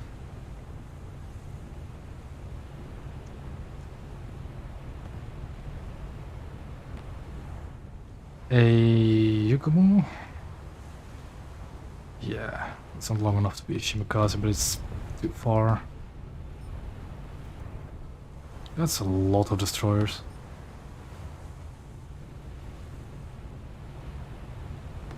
I really didn't want to spawn here, but I just completely forgot to select spawn. That Moffat seems to be getting to a standstill. We all know what that means. Yeah, I did get the destroyer. I saw it as well.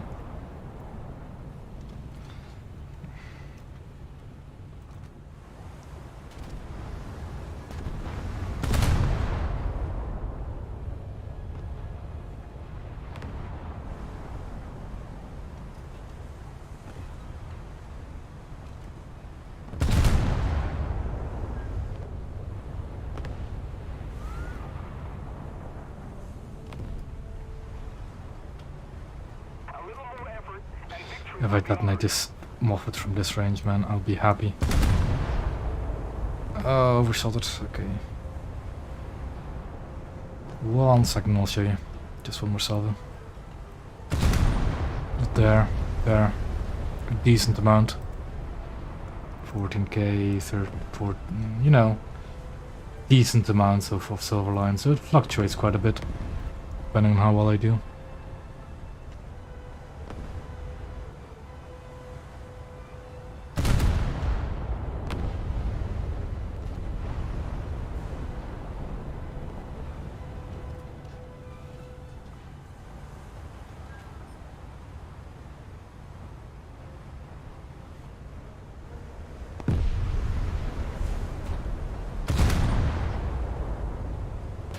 Oh, and that's not even to look at, what was it?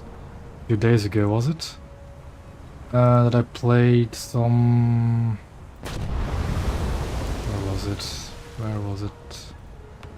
Like, I lose most of my SL from playing battleships. These are all tanks, aren't they? Do I not have the mission results from today as well? Like, if I have a very big booster running, and I'm playing my premium Japanese destroyers, I can sometimes get like 500,000 SL in just a single match.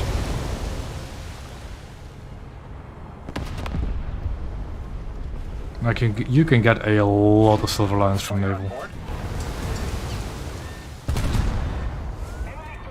What is that? That's a summoner, I think.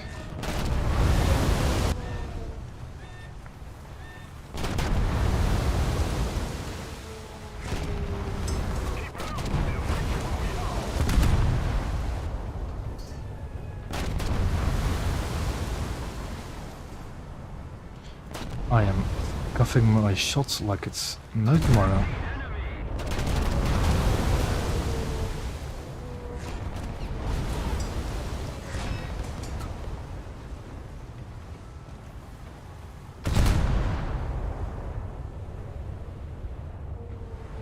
That's a player, I'll deal with it later. I'll deal with this German duty first. And the vertical dispersion is really messing with me.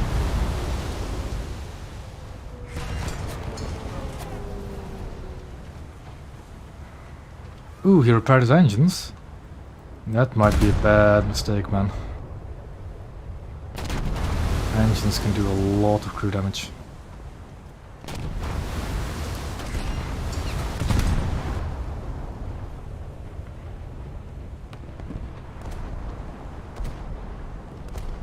If I can actually hit low enough, because this dispersion is screwing with me.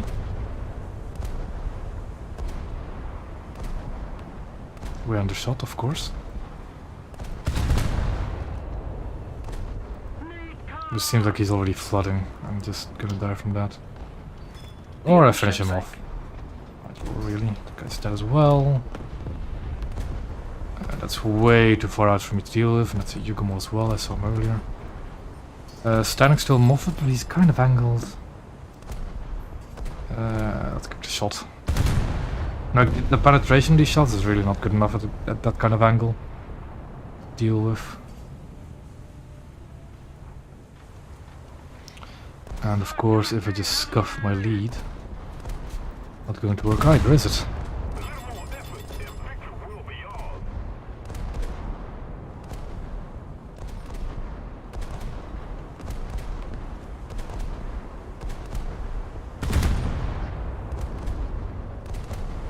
What did you get hit by?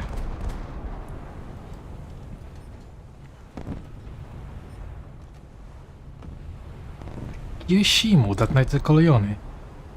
Does torpedoes get detonated or something? Hmm.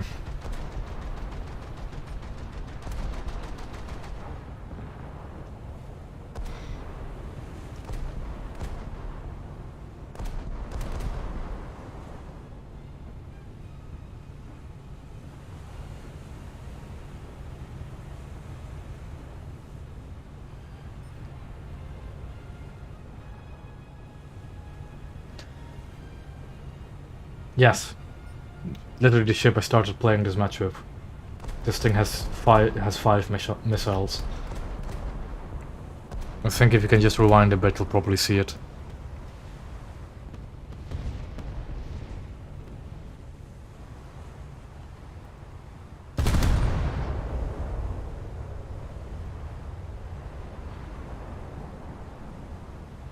They're not really the best missiles. They're very good against planes and other coastal vessels, and they can do some harm to destroyers, but they're not. But anything above destroyers, and forget it really.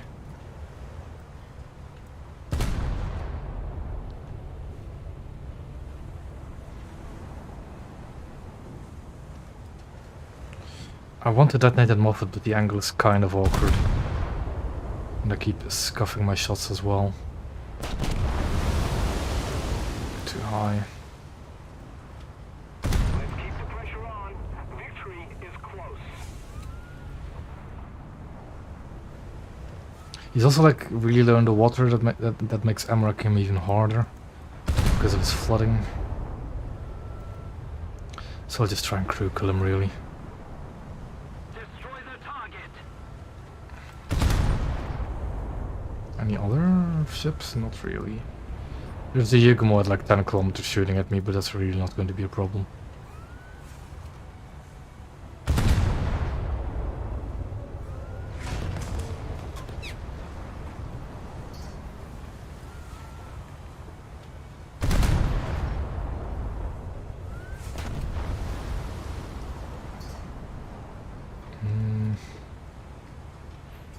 This Moffat is almost dead. Almost. There we go. It's dead. Oh, that's another guy. Boom. Where's the Yugumo then?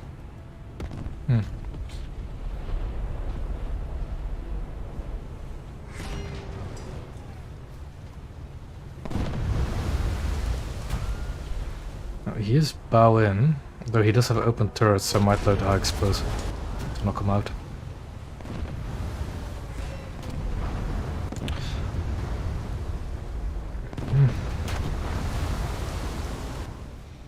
Rear turrets are almost in action, and there we go.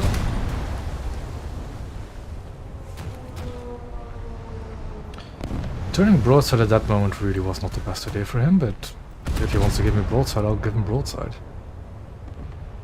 Okay, I'm not going to complain about having an easier target to shoot at. Do I still keep scuffing my shots? Depends on how good you are with torpedo boats. I mean, if you can get close enough to torpedo somebody, then yes. If you can't, then no.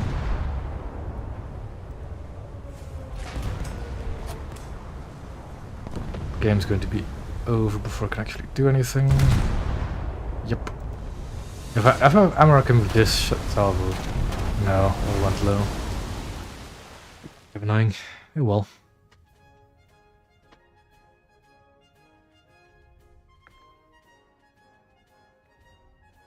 Thank you.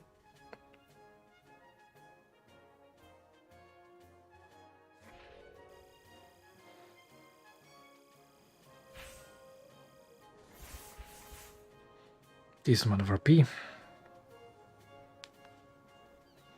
Most of it is free at now, isn't it? Oh yeah, even. Okay.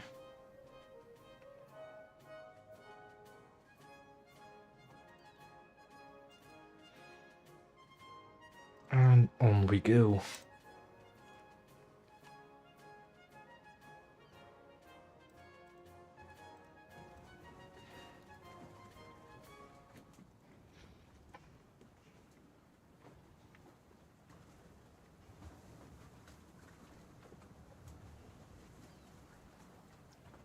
Can I... hold on. Hold on. I can, okay, that'll definitely be worth it. Yeah, that brings the reload down for quite a chunk.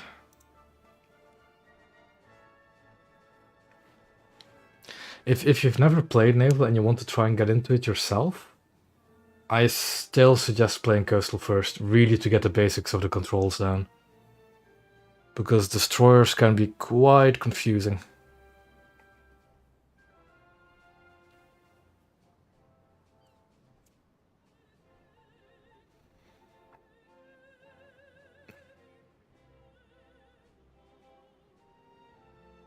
It depends really on how familiar you are with naval games in general. Like if you're a World of Warships player and you've played that game for quite a long time, you're kind of familiar with this, how this will work as well. Though there are definitely some oddities. I think what I'm going to do on this map is play a bit passively in my Seta and go like around here-ish. Ooh, rough water. 5-3. Because this is just going to be destroyer heaven, like between A and B. And I really want to try and shoot them some aircraft with these missiles.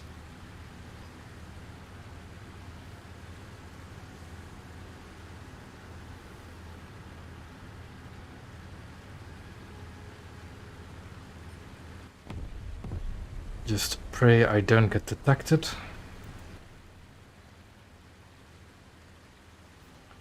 Before I reach around. That's not looking at me, that's not looking at me yet. That's kind of looking at me, isn't it? No, okay. Yeah, it's looking away now. Good. Good, good, good, good, good.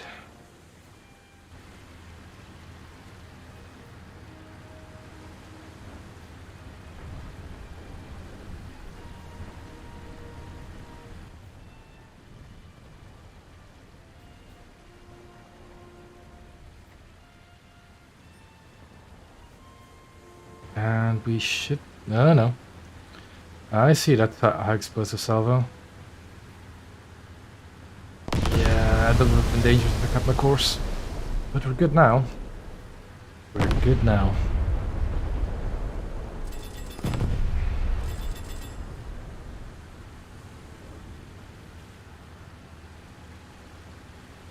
The aircraft spawn should be over there somewhere, but obviously don't have too good of a line of sight towards it at the moment. That's also kind of dangerous. I think if I can just sit here, I should be fine. Because then I'm protected from that side. Does it leave me too open from that side then? There's the air spawn basically. Actually, if I just sit here, wouldn't that be fine? Wouldn't that be fine? I think it would, actually. Air spawn's over there. Yeah, I definitely need to reverse, because those destroyers know I'm here. Reverse, reverse, come on. I know you can reverse. Just do it a bit quicker. Forces have captured a zone. Thank you very much. Yeah, that's why I wanted to reverse. Because somebody knows I'm here and really doesn't like me. Okay. Okay, we're good again. We're good again. Yeah, this will be fine. This will be fine. And now I just wait. I wait for a person in the enemy team to have a lot of points and spawn an aircraft.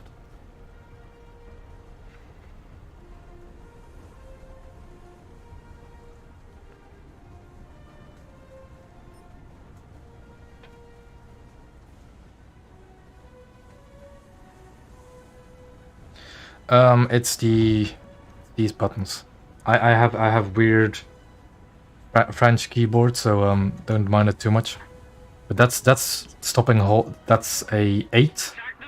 That's 7. That's 6. 6 is like same for tanks really. Fire. 7 is also the same for tanks, I think. Depends on how you bound it. Actually, it's F on tanks, isn't it? But yeah, 6 is fire repair.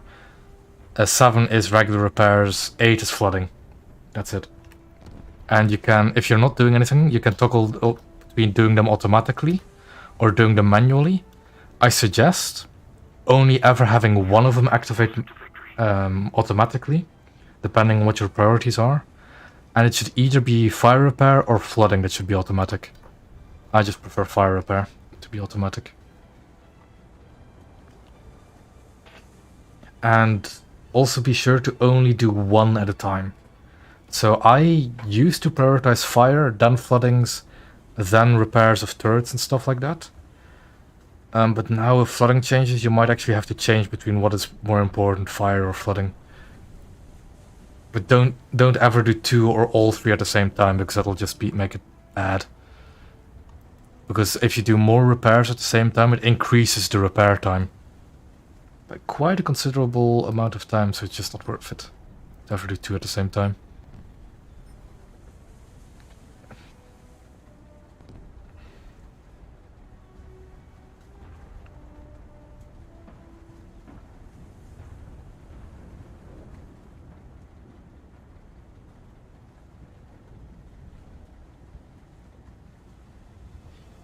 But yeah, now we just wait and hope somebody spawns in an aircraft.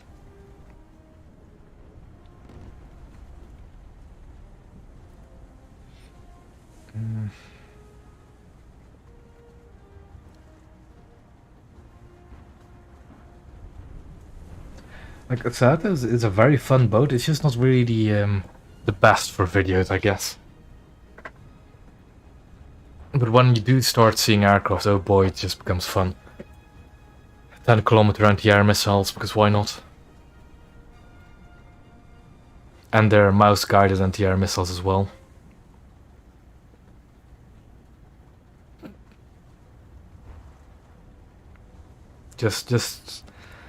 I haven't had many matches where no planes spawn, though it does happen. Of course, one of the requisites is that the enemy team does actually start dying, so they J out and get into planes. But, yeah.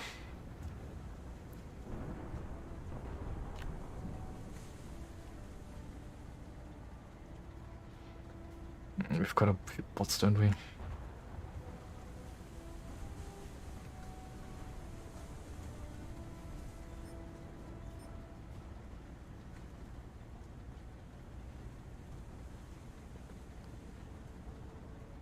Like, the thing is, from my experience, people, if they take a plane, it's usually like their 3rd spawn that they take a plane. So, people dying the first half, even with a lot of points, are usually not going to spawn in a plane, they're going to spawn in a second ship. The enemy is controlling most of the But, yeah. So I think if this guy were to die now, he might be in a plane. The thing is he going to die before the match actually ends? That is the biggest question.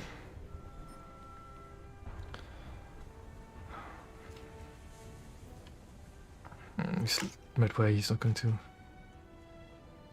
Yeah. Lots of one-death quitters. Like, the problem is now we have half of the team is already gone, so we only have half of the firepower we'd normally have. The enemy is not going to die as quickly. Which is a bit of a problem. I pray that those cruisers are not going to notice me. Because if they do, that might be a problem. Like, I am being absolutely useless to my team right now. But sadly, that's just the way the, Oh, he might spawn a plane. That's just the way the set is, really.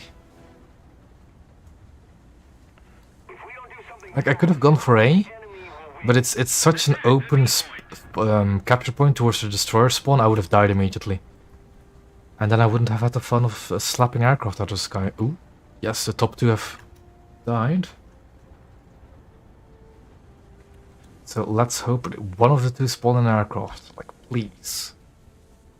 Please spawn an aircraft. Yes, there's an aircraft. There we go. 1 second. My launcher is getting ready. There we go. Launcher is still raising up. There we go. Missile away. You can look at the radar screen on the left here to see where my missile is roughly. Like, just follow the line and you can see my missile. There it is now. Quarter of the way. Is it half? Oh yeah, over halfway. It's almost going to reach the target. Almost there. And there we go. Aircraft down. I love it. I love it. And there's another one. Hold on. Missile is getting on target. Missile is tracking. There we go. Missile launching.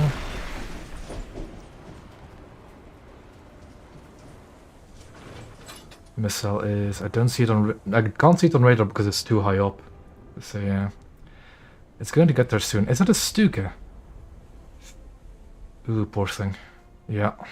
Aircraft down. I love this. I love this boat, really, I do. It is quite a good reason to grind the Italian coastal fleet. It is just too fun. I do have a bit of a problem now, and that is that I am going to get overrun. Like, I can't do anything against the cruiser. Other than pray he doesn't actually shoot at me with his main guns.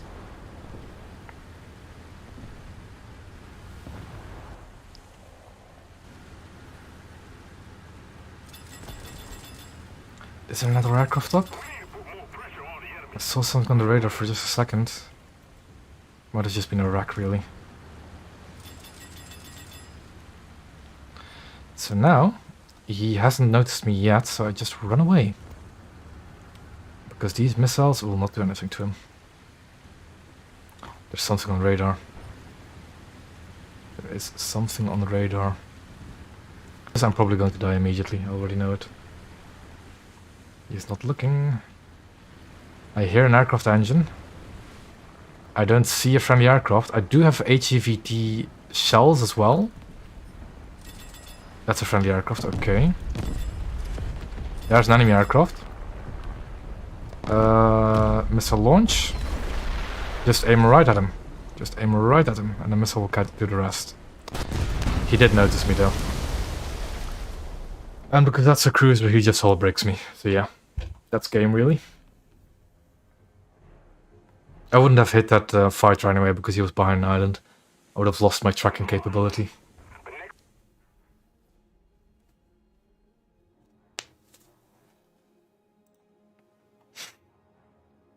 Yeah.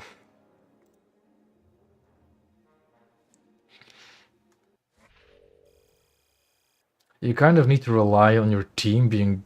Like, your team needs to be good enough to win the match, but not roll over the enemy team as to not prevent them from getting the spawn points for aircraft. So it's kind of really, really situational when you get a good SETA match. I have had matches where I got 5 or 6 aircraft kills. And they're awesome if you can do that in the SETA. Like P8, A26s, MiG-3s. Hitting them with a missile is just so satisfying. But you need to be lucky. You need to have a team that will win you the match, but also gives the enemy team enough spawn points to spawn a plane, but also kills the enemy team fast enough so that they will spawn a plane and not just sit in their ships. It's really... Yeah. You need to be lucky with your team. And the enemy team.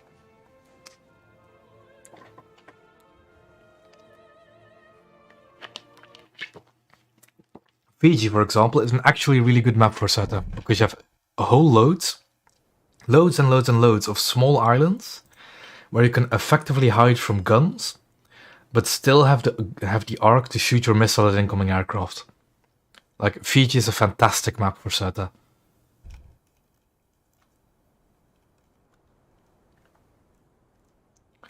I do want to stay in cover though. I really don't want to, like, I'm going to sit right here, right? And I'll have perfect sightlines on their aircraft spawn, which is over there. Whilst also being hidden from gunfire.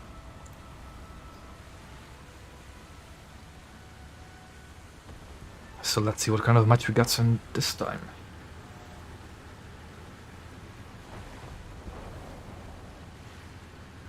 Like, genuinely, I play the set as I would play a missile SAM in ground battles, and I just hide from the enemy team and sit in a spot where you can easily see enemy aircraft incoming.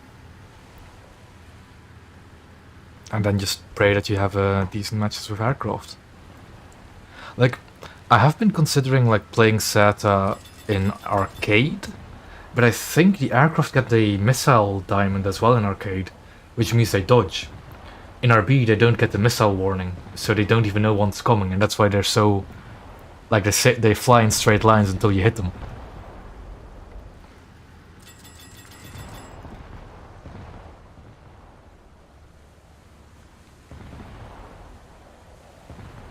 And I should be fine right here. Attack the B point.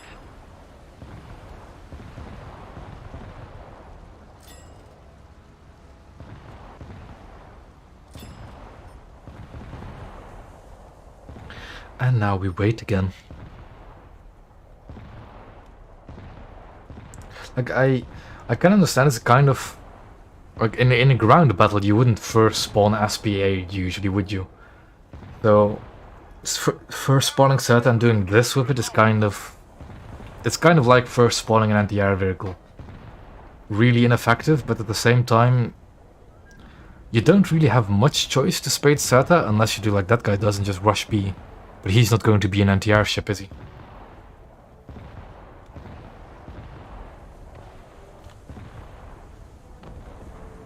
The things what am I researching on SATA? I think I'm researching artillery for my SATA at the moment, so if I do get that, that would be very useful.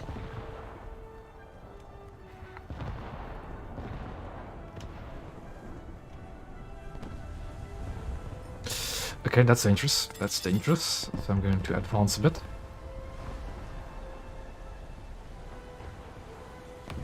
Because I do not want to get shot. I'm getting hearted. Which means somebody knows I'm here. And I don't like the idea that somebody knows I'm here.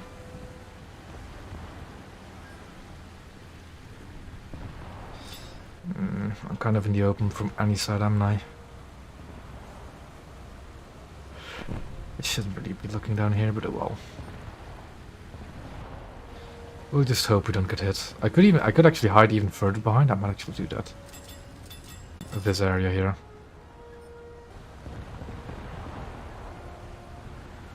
Might have been a random arty strike, yeah, because it's closer to spawn. But who knows? The enemy is winning.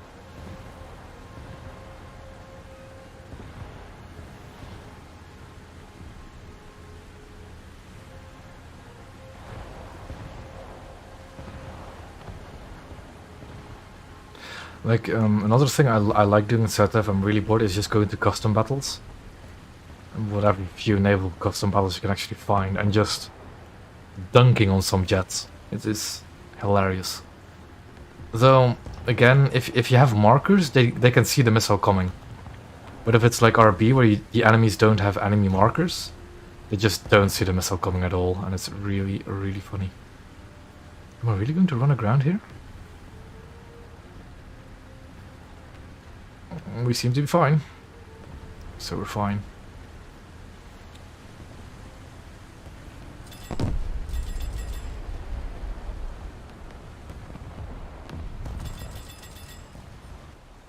I think I'll just sit here.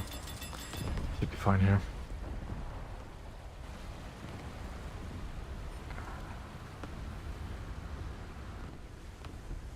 Or not, hold on. Ooh, I'm tempted to launch a missile in this direction. Very, very tempted.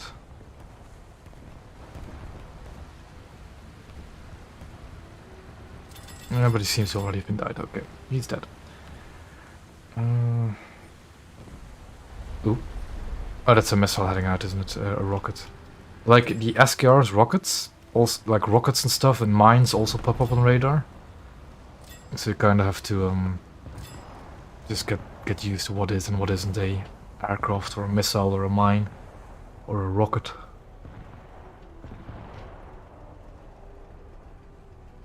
"25 kilos.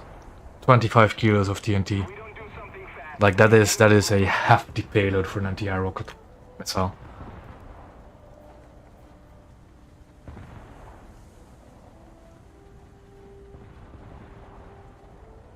Like these are big rockets. They're 8.1-inch missiles, it says. So 210 to no 205 millimeters, 205 millimeter rockets. Big old rockets, missiles, rockets, the same thing. You know what I mean.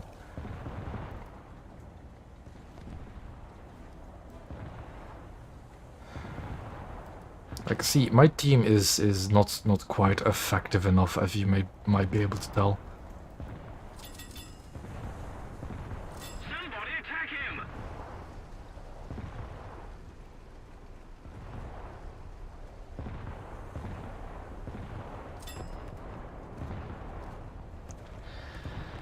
So yeah.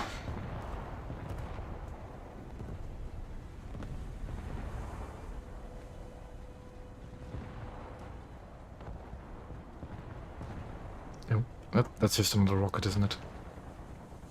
Or something along those lines.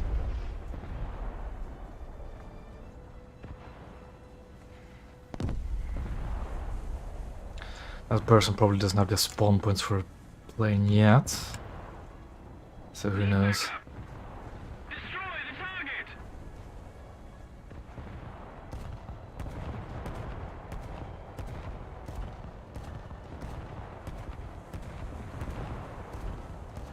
Like, ideally I'd have one of these people, that, probably this guy, because he's going to spawn an aircraft as his first spawn.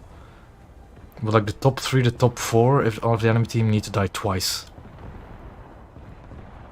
And then you usually start seeing aircraft. We need to put more pressure on the enemy. They're winning. That's another rocket being fired.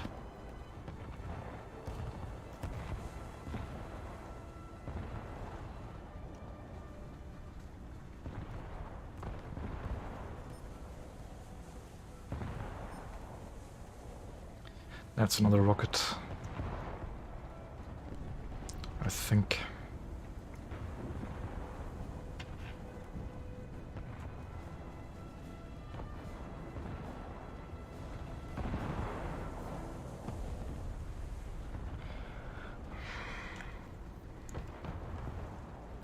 I should probably really be fighting around B.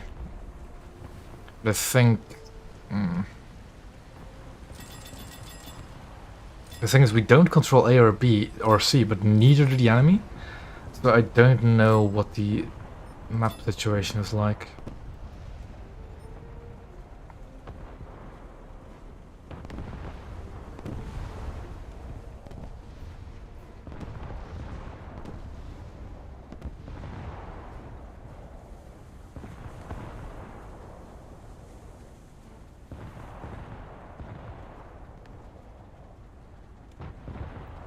I think we've already got somebody running towards B, so it should be fine, really.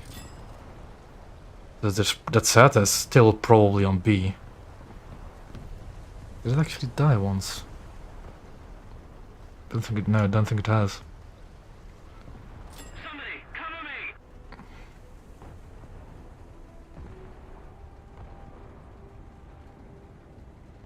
Yep, SATA is still on B.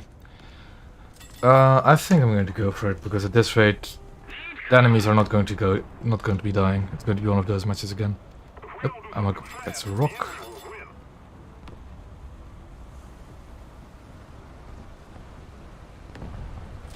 That's a friendly aircraft, is it? Of course it is.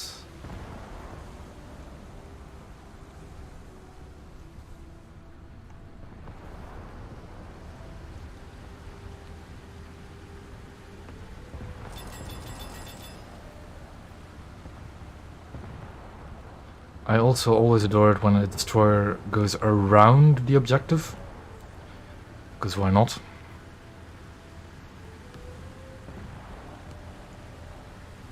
That is... This Fletcher might spawn an aircraft. He might also just not have the spawn points for it yet. Yeah. Yeah. And of course it is. Kind of predictable. Missile needs to elevate still. Almost, come on. There we go. Missile away. On target. It seems he might have seen the missile incoming, although he might just be realigning. Kind of high up, so I can't track the missile on radar, but it should be there soon. Yep. Aircraft down. I love it. I love this missile a lot, man. It's like... It's a fast missile, it's a long range missile, it's a very big missile. Ooh, that Zeta got bombed, even more reason for me to go to B, but at the same time... Enemy forces Yeah...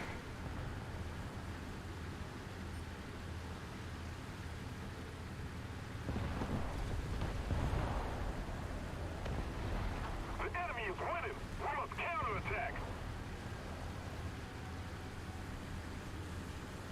No? Oh, that's a friendly, isn't it? Yeah, it's a friendly Halifax.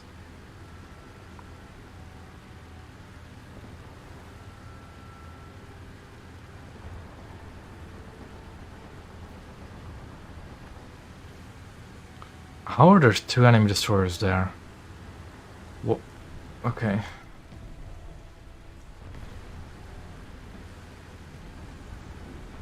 Should probably turn my missile launcher in that direction already, because I know I'm gonna get slapped by a destroyer.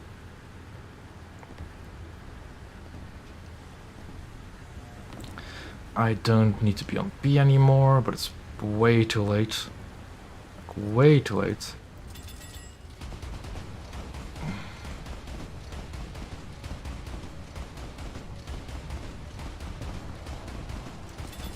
The enemy ship sank.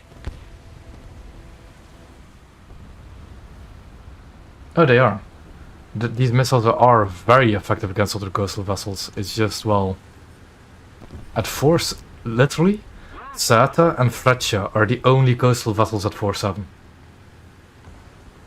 My missile's never going to reach that target, and it's totally... yeah, We suffered a game over. Head back to base. Yeah, the missiles are very effective against coastal vessels.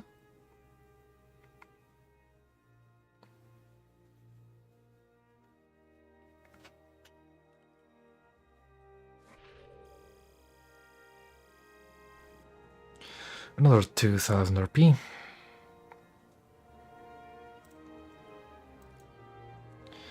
And off we go again.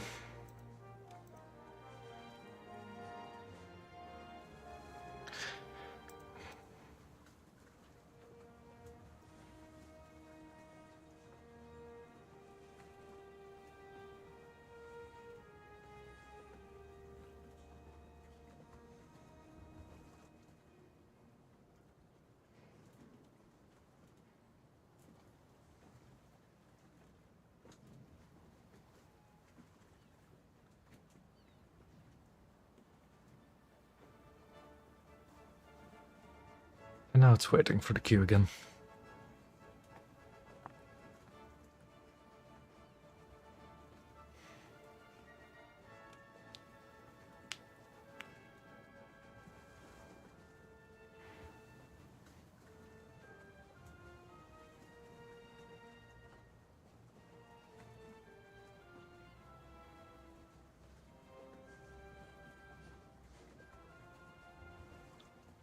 And there we go.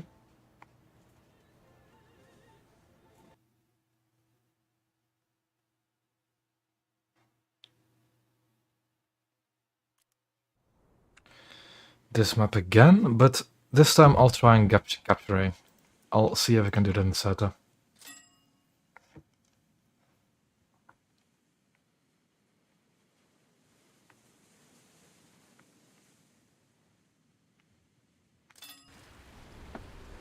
Right. What do I have with me? Aha! The SATA from the other match. 2 SATAs. In Zeugen. Ooh, full up there. I've messed about with pretty much all vehicle types, though helicopters are especially painful. Ah, welcome, Ken. Thank you.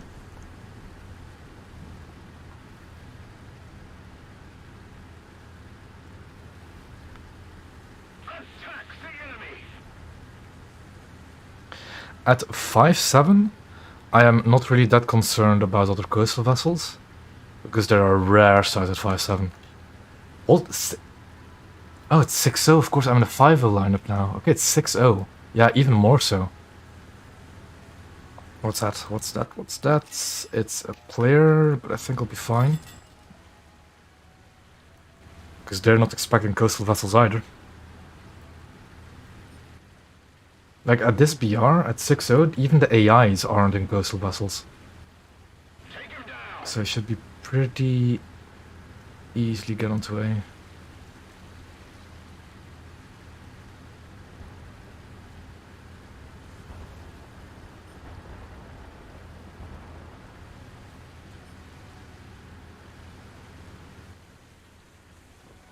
That's from the racing, and I think I'm almost sad I didn't get that camo for this ship as well. I've got it for Chicago and the British ship, but I haven't gotten it for anything else. When the ship biathlon was an event.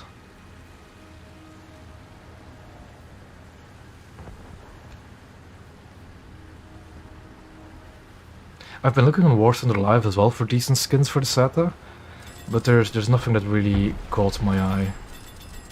It's kind of a shame because I do really like the SATA. He's not going to leave much space for me. I really don't want to push him out. I really don't want to push him out. Because I know the risks and why this ship is such a valuable piece of cover. Yeah. I try to because I'm not to be honest, I'm not really sure what I'm doing for streaming. Especially for me, like what do you do? And I just decided to just say what I'm thinking when I shoot at something as well. Because you wouldn't know how important it can be to correctly identify a ship and know what its weaknesses are. Like, can you pan the turrets? Can you knock out the engines? Can you detonate it? That's always an important question. Can you, with one salvo, kill it and detonate it? Take him down! And if you can't, can you then knock out turrets? Can you knock out engines? Stuff like that. I'm not going to cover you, really. I'm not going to fight other ships. My priority is anti-air, my dude.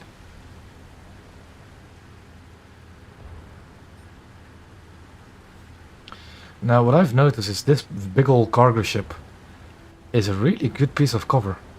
So I just like sit behind here, and none of the blue water vessels really see me. And I have sightlines to their air spawn now.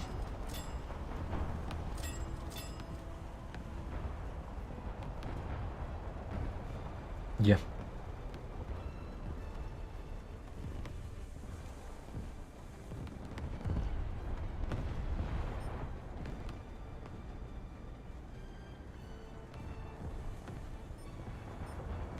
Also, I am really excited for April Fools, which is next week Friday.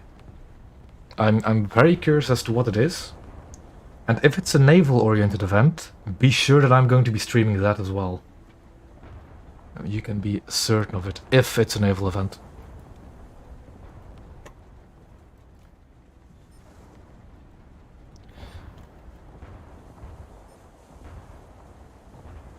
Yep. I usually make videos as well, but I've been having a bit of a busy time recently, so I haven't had the time to write scripts, record videos, and edit them. Like, you wouldn't believe how long it takes for me to write a script. Thank you. Somebody attack him! Oh yeah, that's right, I do as well. It's Easter holidays. It's 2 weeks of holiday. Next week. Yes, I almost forgot about that. Take him down! That is prime time for me to make another video.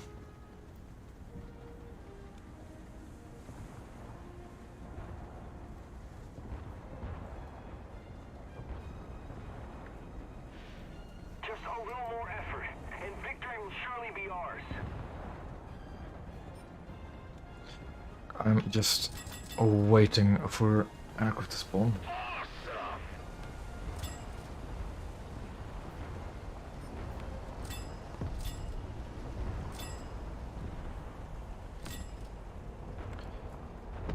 Yeah. What did I get? That didn't get shot down by? If you can see, because radar is always fun blocking the jet. That's an A26. By a Moffat. Oof. Take Ooh. him down. Destroyer right there.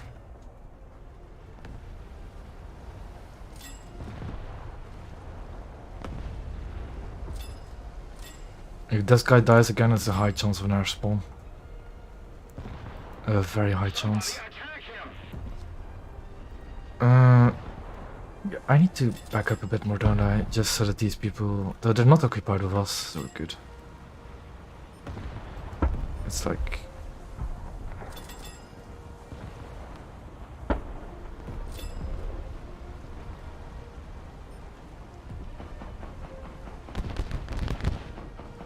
oh boy, let's think they end here. AI gunners are shooting. Like, Satellite missiles are not going to destroy boards like that.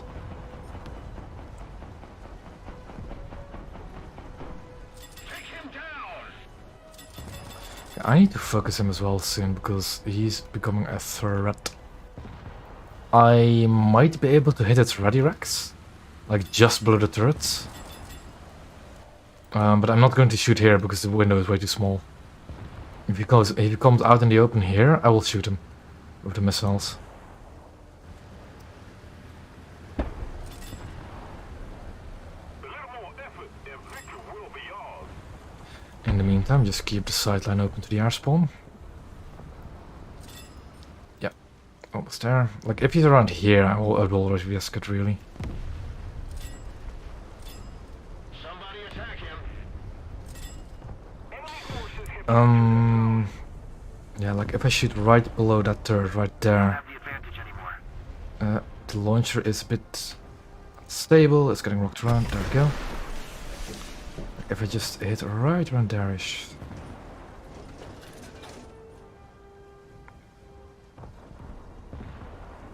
Did I miss? What happened to the missile?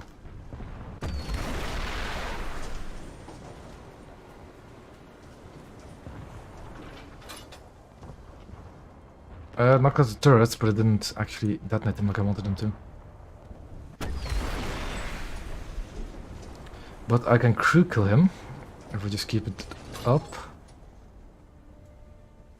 Two missiles left. The next one's going to go for the bridge.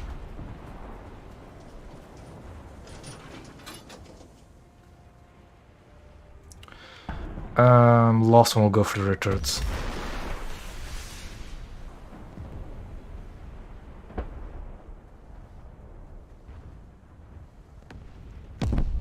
I'm happy with that.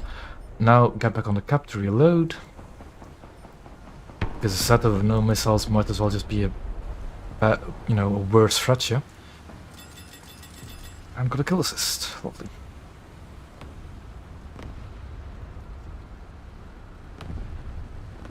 Yeah, I don't know what happened to the first missile. I think it just like went in between the two turrets.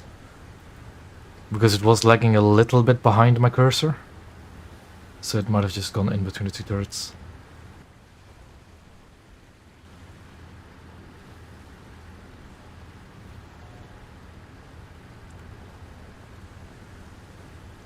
Moffat weak spot is at the waterline below the rear turret. But I can't span that. I cannot span that with this missile. I know I can't. But with SAP, you'll detonate a Moffat instantly like that. If you hit at the waterline, just below the turrets. Look at how fast these missiles reload on a cap as well, man. Lovely.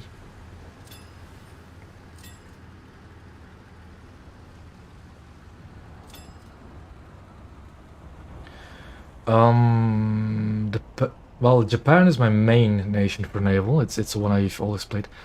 Aircraft up, aircraft up, aircraft up. Aircraft up. Come on.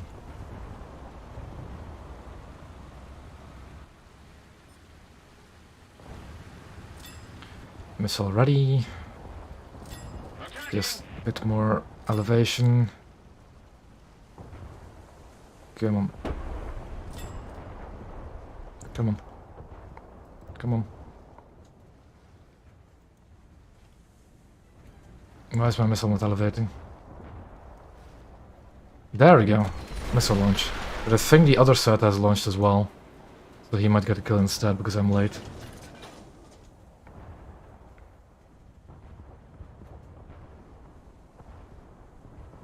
I think there's another... Yeah, the other set got him. Damn. Well, that is kind of the negative of having two setas, is that you compete for the air kills. So whoever launches first wins, really. There's something over there, but I think it might be a friendly scout plane or something.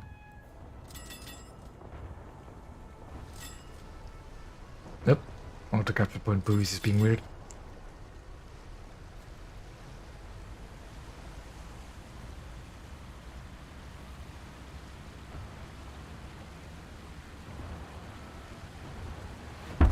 But going back to what my favorite country is, that question.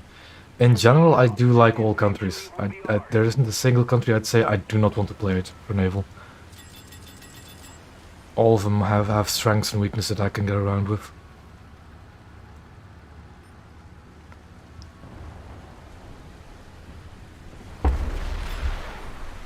Has he spotted another aircraft before me? No? What is he launching at? Also, I'm locked onto his missile at the moment, which is kind of funny.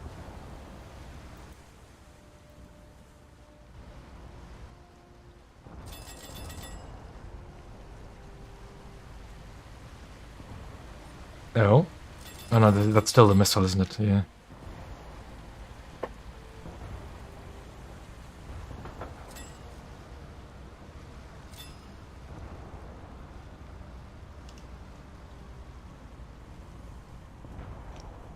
And now we wait, though I'm actually kind of tempted to harass that destroyer. So I think I'll just will.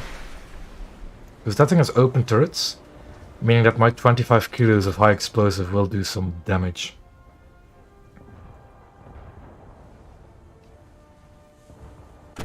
And also their ready racks are like right next to the turret and they tend to explode big time.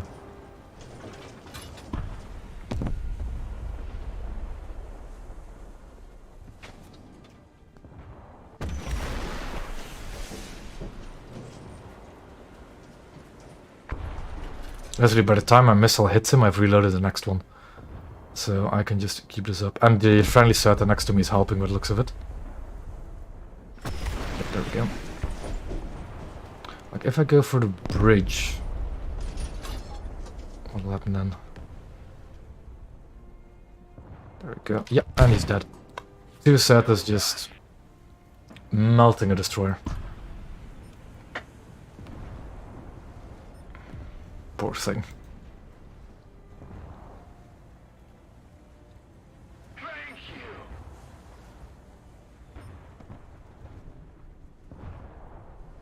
Is that another missile from the set? Who knows?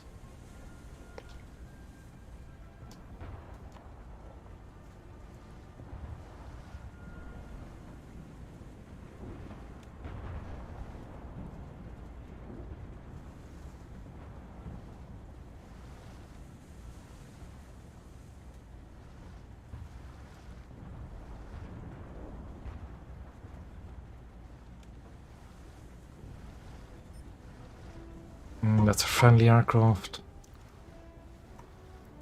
It's also very almost annoying in the SATA if you have more friendly aircraft spawning than enemy aircraft.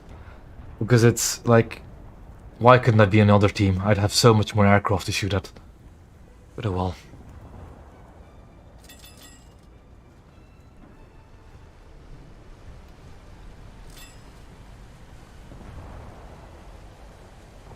Like, literally only one aircraft spawned this match. This entire match, a single aircraft spawned from the enemy team. I think we've had 3.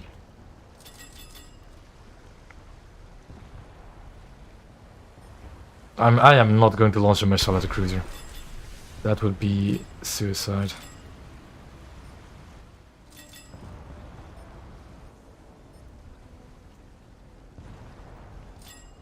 Though at the same time, I am very tempted.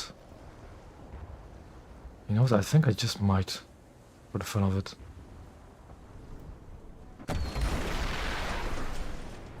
See what 25 kilos explosives can do to a turret. Or he just got bombed before I can even do anything. So let's just ditch that missile.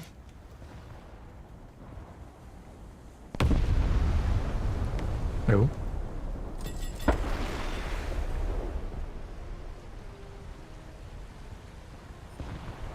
I find it funny that I keep looking onto his missile.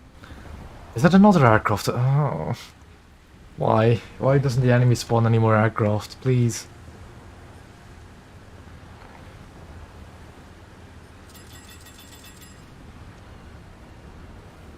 I am tempted to try and decap B. Because it's getting in the way of our match.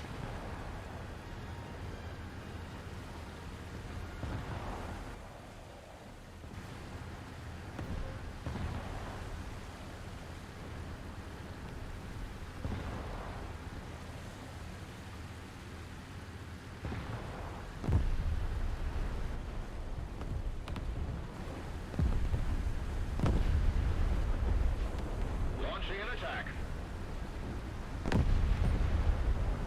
Like, it looks like I have a clear shot to B, so I don't know why I shouldn't.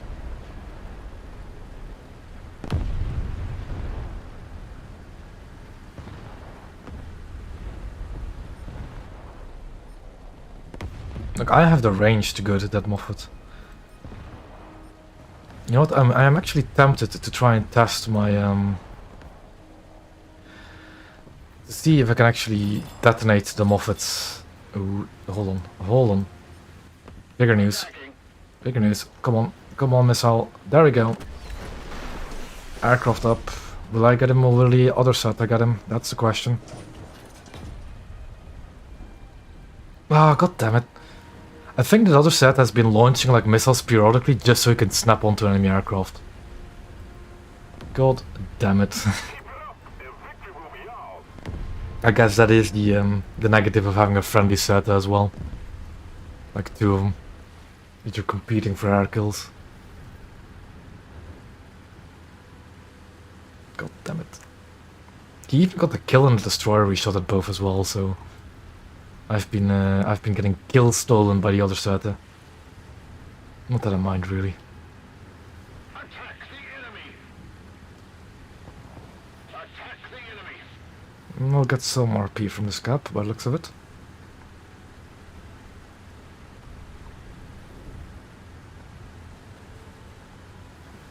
Allied forces have captured a zone.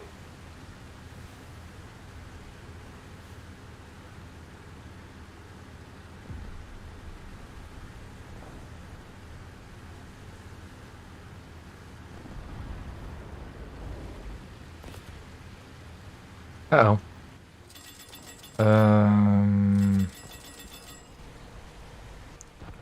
Okay. It is shooting me for some reason. Probably because it can hull break me. At this stage, why not really?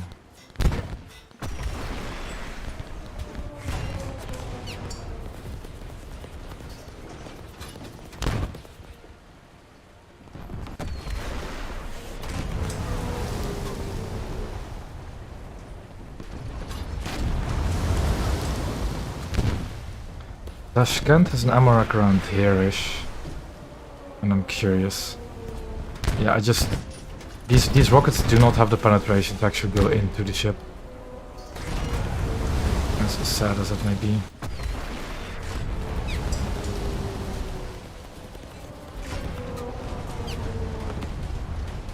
Let's keep the pressure on. Victory is close.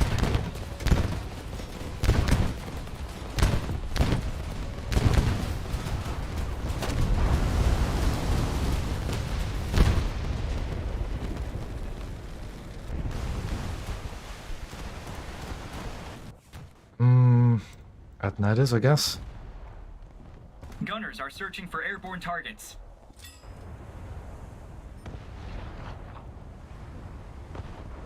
That is way too far out for me to hit. The enemy's Hey, in I got a sight. kill on the Tashkent.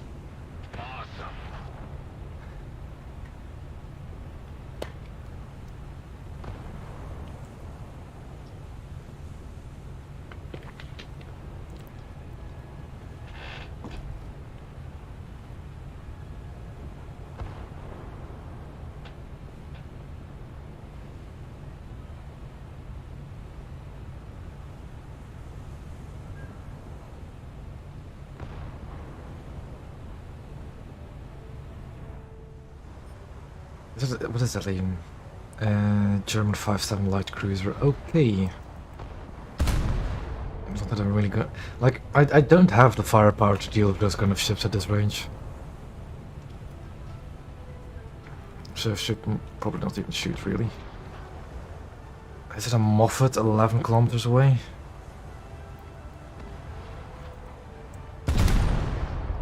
I can try, I guess, from that range.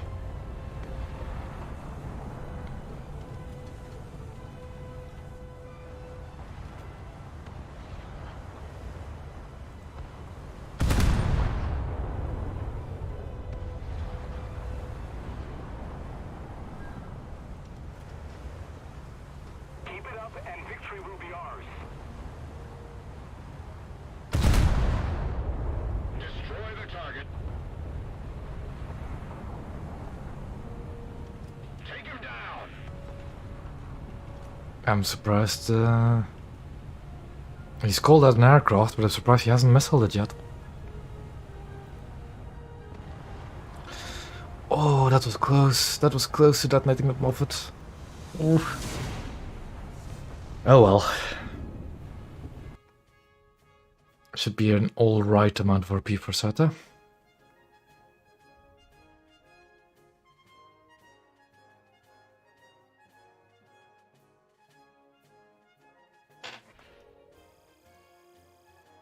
Around 5,000, definitely good. Backup vehicles, I can definitely do with those. I can definitely do with those backup vehicles for SETA. Oh boy. Yeah, apologies about my voice going a bit weird every now and then. I have gotten a bit of a cold. So, yeah.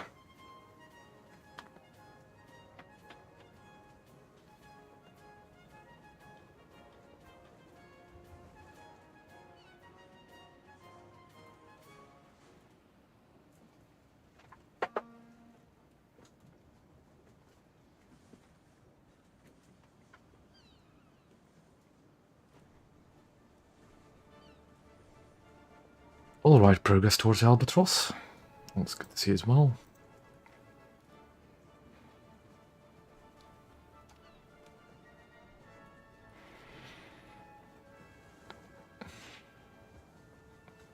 The thing is, I am most likely not going to get Albatross by spading SETA.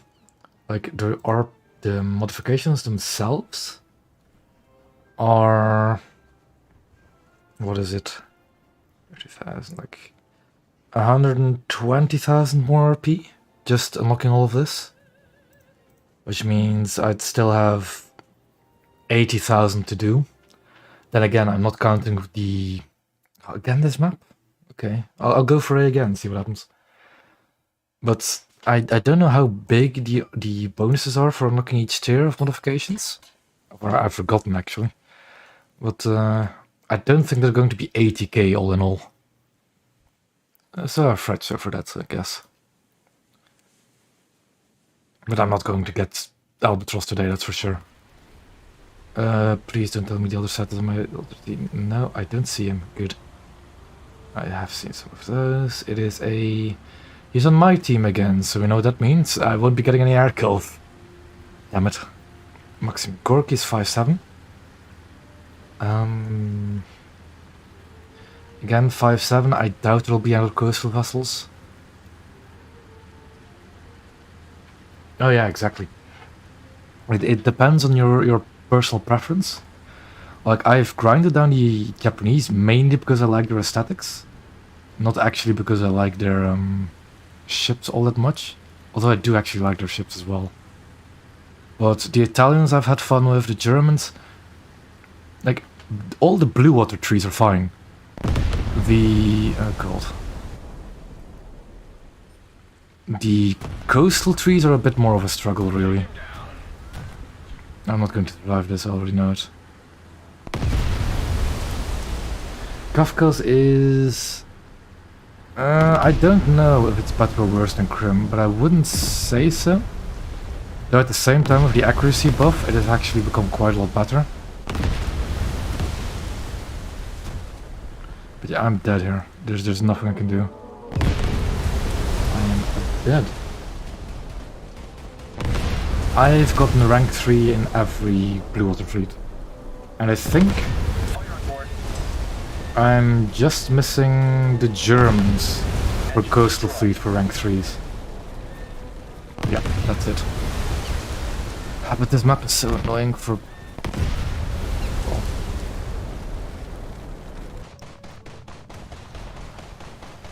I'm not going to spawn there again. He did the smartest thing and used the ship as cover. Still, that's not going to be an easy match. Him... Gunners are searching for airborne targets. Like, I don't like this map cruiser spawn, because all cruisers spawn at the same place, and like, it's kind of limiting. Also, I know that this is like a full up tier, so I'm not going to have fun.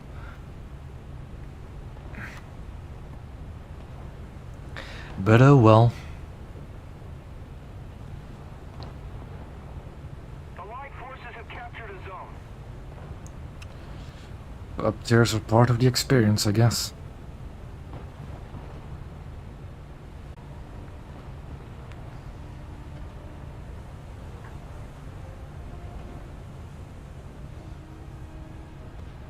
The American, like, the thing is, the big three are always popular, so Russia, Germany, and America are always popular, because they're the big three. But when it comes to naval, you really want to look out for the Americans, the British, and the Japanese. Because they have the biggest potential when it comes to, like, growing in navy. Because battleships, like, the thing I'm curious about, right, is, okay, we have battleships now. We're pretty early on in battleships, only having 14-inch battleships. Like, we're just getting into World War II battleships as well. And even, like, I don't think we have a proper World War II battleship yet. We've got Arizona, but it's a pre-World War II refit. We've got Congo, but that's technically not a battleship. Scharnhorst is actually, yeah, Scharnhorst is actually the only proper battleship we have for World War II. But yeah, we're just getting into it. We still have 15-inch guns, 16-inch guns, 18-inch guns to go. But what I'm curious about is what's going to come after that. Because I am very doubtful that we'll see Yamato at like 10.7 or 11.0.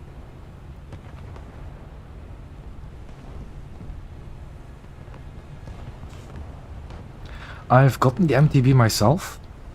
I haven't actually played it much, if at all. But it's I don't know.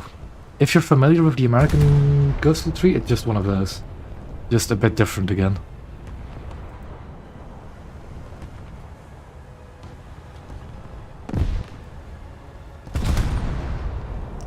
Getting way too much lead. Yeah, way too much lead, but in the wrong direction.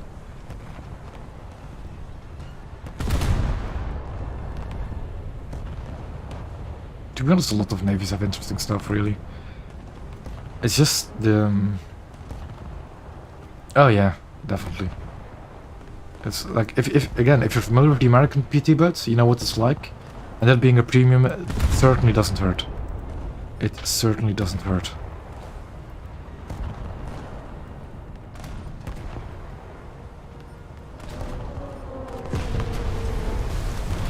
And that is the weakness of a Moffat. The MRX near the rear turrets. It insta-kills them. I love it so, man. It's just... If I were to ever have a merch, that is going to go on a shirt. USS Moffat, you know what that means. Because it just means rear detonation. Every single time you see one. If you can hit it. Because dispersion can be a bit funky every now and then.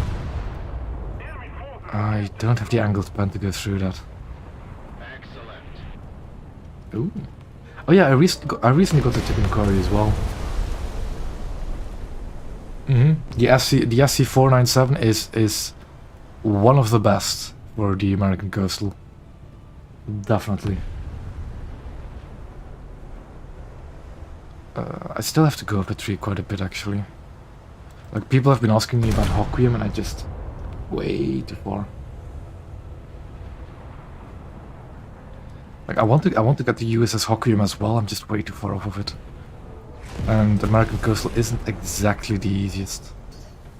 Torpedo ahead. Bridge is out. My bridge is out. Oh boy. Oh boy. That could have been much, much worse.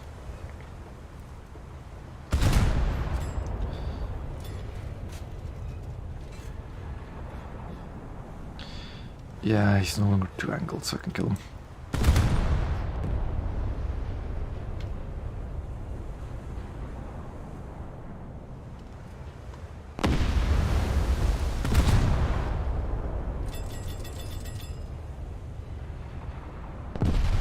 I wouldn't blame you. The SC497 is a very nice boat. Like, what PR is that thing again? Is it like 1.7 or something? Like really low? Because that's really good PR for coastal. Like above 2.0, 2.3 starts to become kind of painful for coastal vessels, but below 2.0 is really, really nice.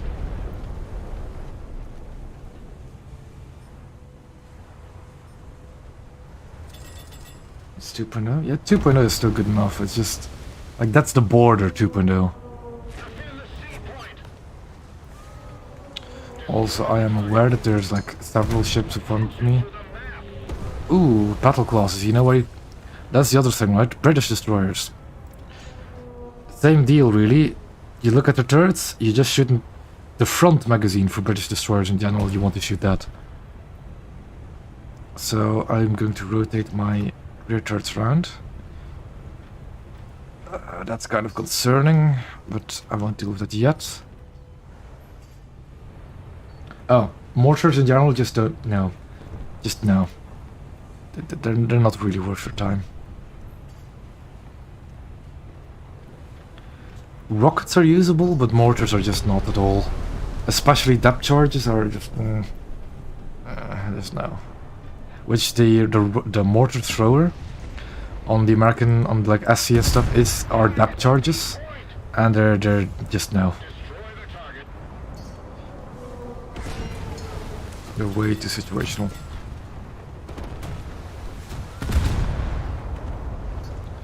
Like the best way to use depth charges on a ship is if you're in a really fast ship and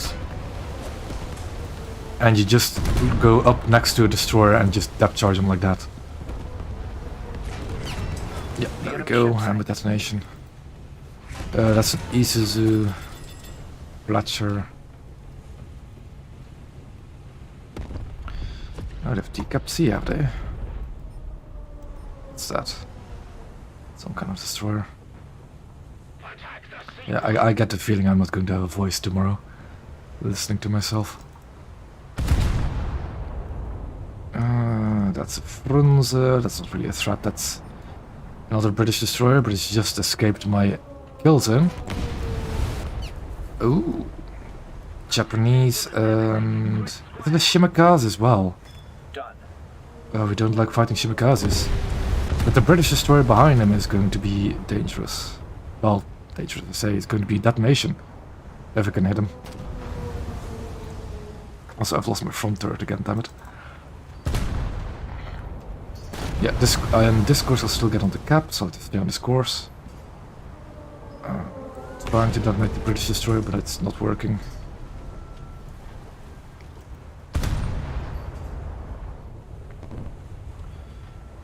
Those are, no, not enough. Bad shots.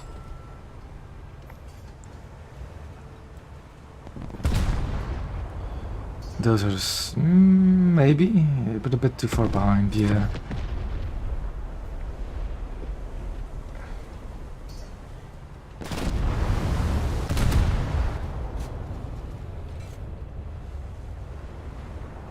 Almost too high. Almost there. The thing is, he's very heavily angled, and that might be a problem for me actually. There's another Moffat. And I can see his rear turrets, so that's going to be a priority. I can recognize it's a Moffat because of the turret shape. That's not enough lead. I need to go a bit more behind. I'm on fire, but I'm not afraid. It's just a secondary turret.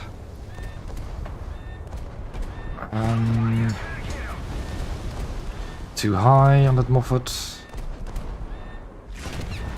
Roughly on there-ish. Should be good. British destroyer is there still. I'm not getting the magazine on the Moffat, am I? Like, I am going to die probably from the ships in the front, but I just can't really deal with them at the moment. No, my radar got knocked out. But again, not really a problem.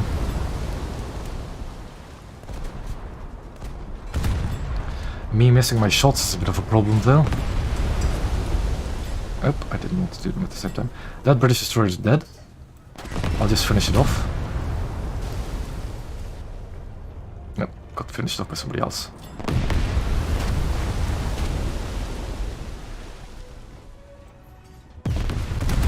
Okay, I think I should probably start dealing these boys. Torpedo in front of me, but I should be fine if I just go forward. And it's a British destroyer, so the frontal magazine should be a weak spot if I can hit it. Oh, that Moffat I had earlier burned down. Lovely.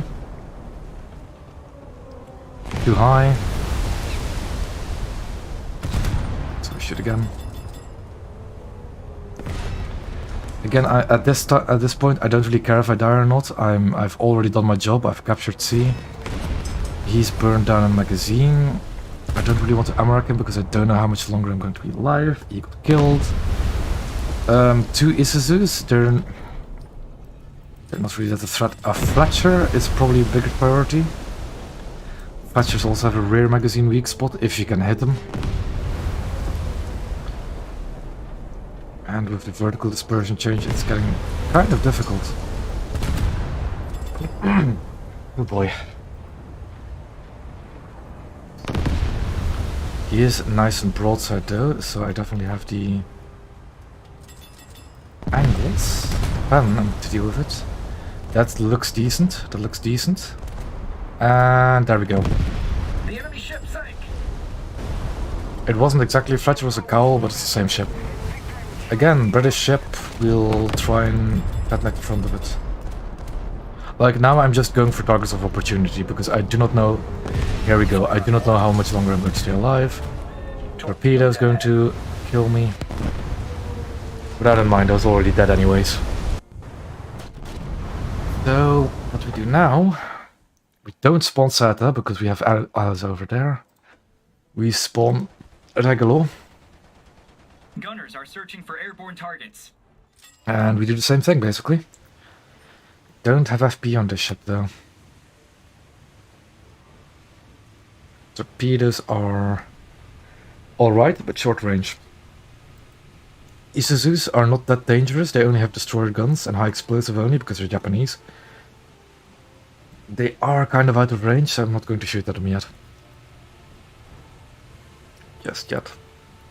My job is now to just keep C clear, basically. Attack the A point.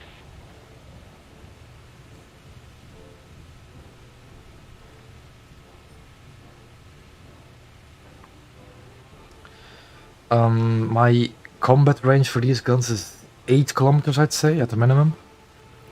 So I'm going to just wait and hold my fire.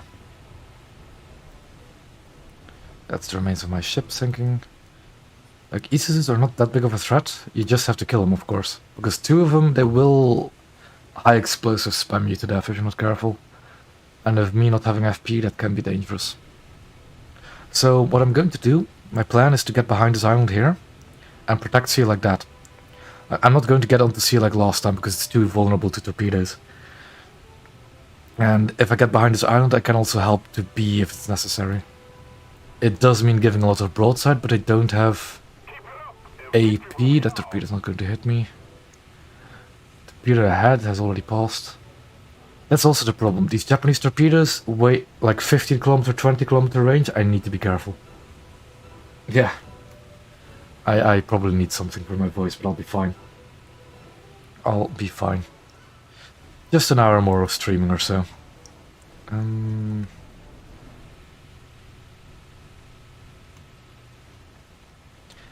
The British destroyer is within my combat range, so I'm going to start opening up.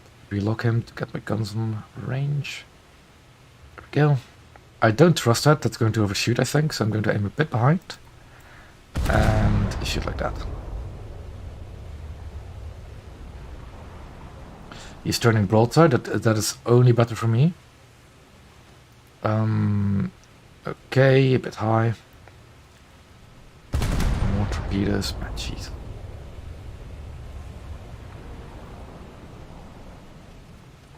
Game's pretty much over, so we cannot lose at this stage, really. I'm just going to do as much damage. Yep, there we go. Game over. And sadly, nothing really much done in Sata. That was all blue water stuff.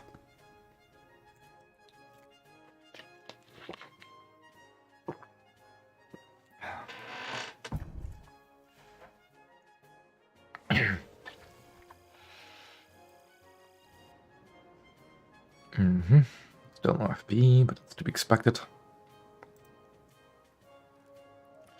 Etna is almost spaded, so that's good.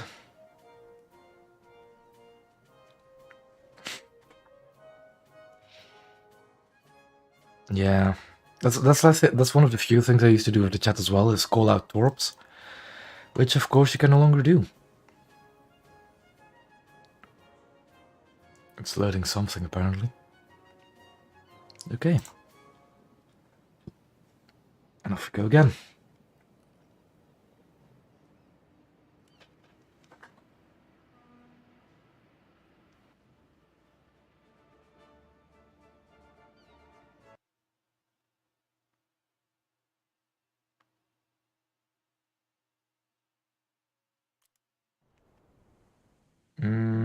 Yes. Oh, the efficiency. I don't know. Actually, I don't think it does. Yeah, I wouldn't know. I really wouldn't know. This is an interesting map for coastal vessels, and I think I'm definitely going to spawn Seta twice. Aircraft spawn is over there, so I need to keep that in mind. But my objective is B, and hold it at all costs, basically.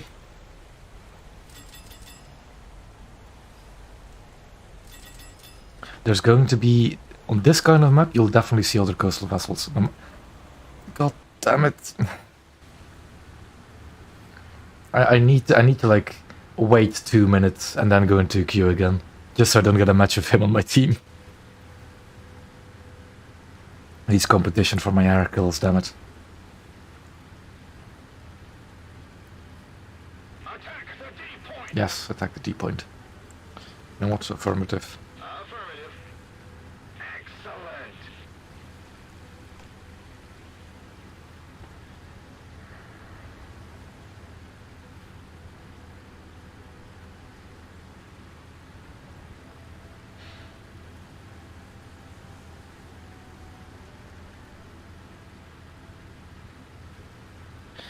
Yeah, and now we just try to cover this distance.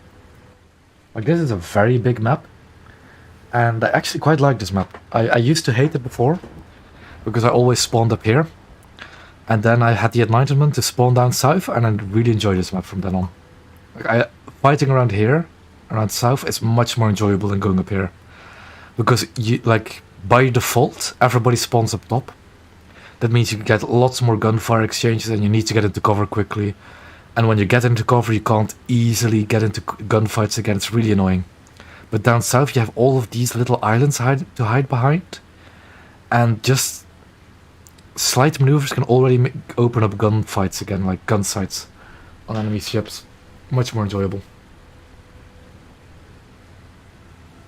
To spawn down south. Let's spawn up top. Like, I used to have this map banned, but I've ever since I just spawned down south, I've really been enjoying it. Also, there's a ship on B. It cannot be a blue water vessel, because look at how far away they spawn. It has to be a coastal vessel. Thanks. Or a scout plane. But it is a coastal vessel. We could see it right there. Two coastal vessels, a Seta. And, of course... Allied forces have captured a zone. No, can I kill the Seta? I don't think he has noticed me. But my missile... The enemy ship. I had a missile on the way already. And 2 kilometers or so is too far for these 40 mils. really.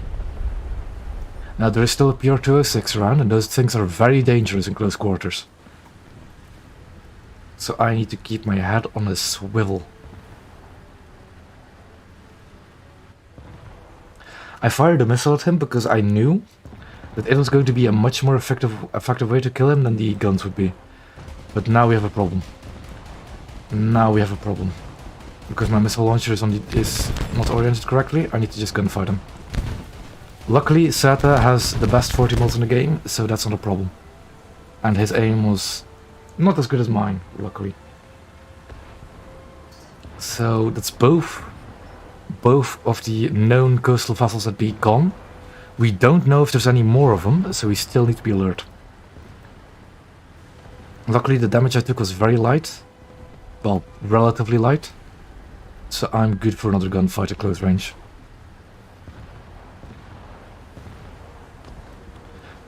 And blue water vessels, as you can see on the map on our team, are still far away from the caps, so I have time. I have time to position and do whatever I want.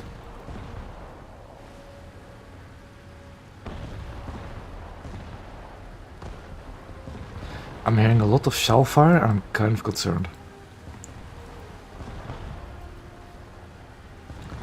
So what I'm going to do... Like, this capture point has a lot of hidey holes for coastal vessels as well. So if you ever play this map as a Sparviera, that's a Sparviera missile away. Thing is, I can't aim the missile and the guns at the same time, but I'm good. I'm good. The missile is fast, so it's good. Like what is it, 280 meters a second? Really fast missile. And 25 kilos of TNT definitely wrecks coastal vessels. But that's a spawn point location now, and I don't want to be out in the open. I want to ambush them, I don't want them to ambush me. So I'm going to get into cover and just wait.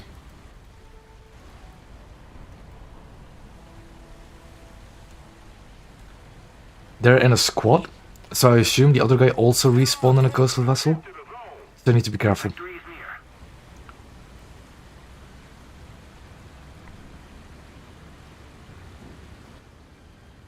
I'm going to go out of B, because if I stay on B and they enter B, they know that I'm on B because I'd contested. But now that I'm no longer on B, they would start capping it, and they don't know where I am. I've got a friendly set of me as well now. Good, good, good. That's a destroyer. I need to get out of line of sight. I need to get behind the island. And probably support my teammate in the set as well.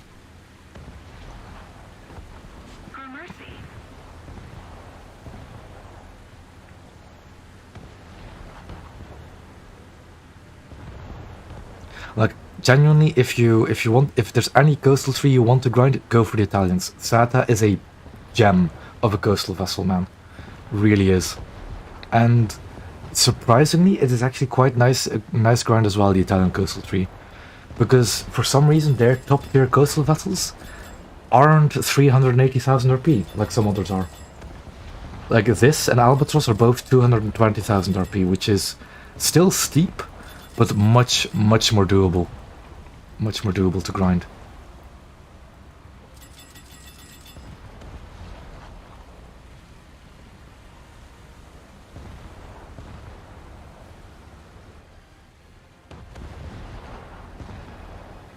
I will say though that the Italian coastal tree in general isn't too special.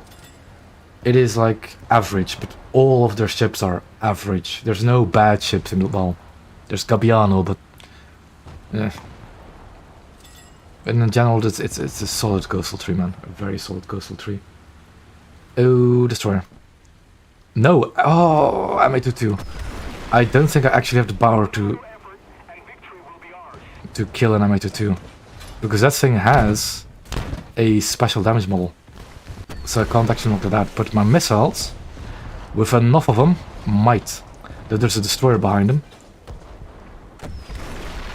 And that destroyer is going to kill me. Fire on board. So use the island as cover. And yeah, line of sight the missile has been lost, I'm aware. Why am I no longer automatic doing my fires? Fire, yeah, the fire's going to kill me.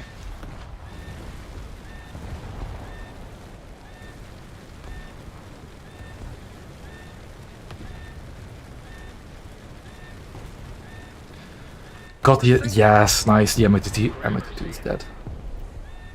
I'm going to answer and say thank you. Thanks.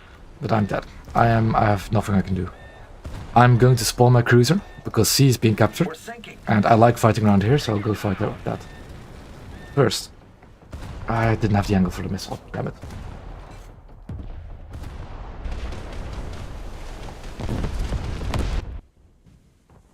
Like that. No, the inefficiency of research is not going to reduce the reward you get for spading 2 tiers below. It's just that lower BR ships just have smaller rewards to begin with. It's not affected by efficiency like that. But I don't think if you like spade the ship before the ship you're researching, I don't think you get a bonus either. It's just a fixed amount. I think it's even like I think it's Gunners are searching roughly for the same airborne targets. RP as one modification in that tier is. That's the reward you get from it. Will be ours. I think. I really haven't checked, and I know in some cases that isn't true either as well. But like as a general rule of thumb, the bonus you get in RP is roughly the same as the cost of a single modification in the tier. Roughly.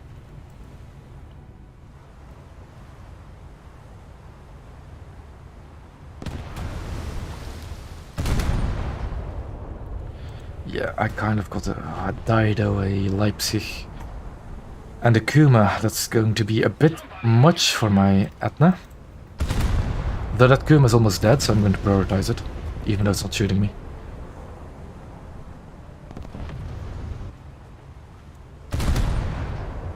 I'm shooting way too high. I need to shoot lower.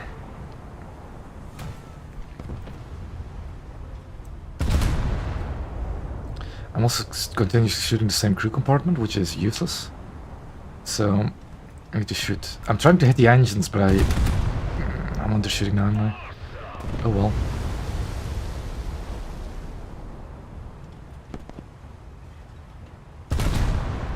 That's way too far in the back.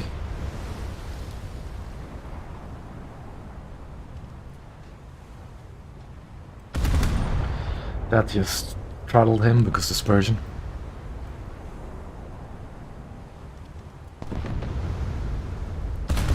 Non-penetrations, okay, good to know. I might actually go for the Dido then.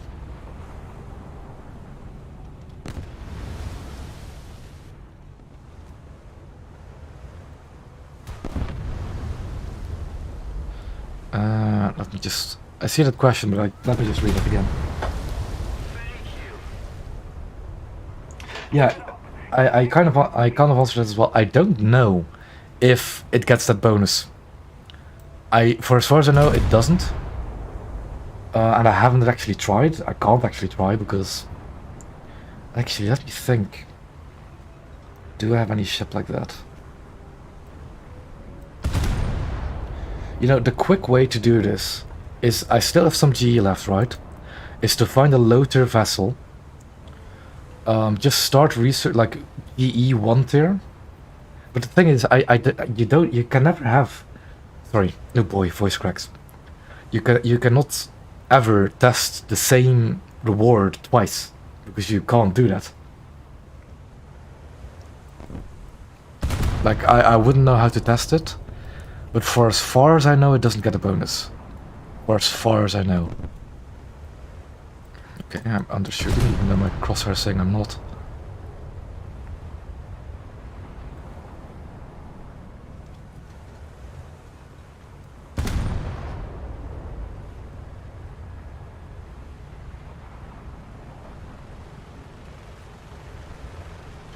It is a friendly aircraft, so nice. I've been really considering getting that BTD. I really like the look of it as a naval bomber. Like probably wouldn't even play the naval, but I really just like the look of it. A Mitcher. Is that Dido's a lot more dangerous? I'm just not hitting it effectively, man.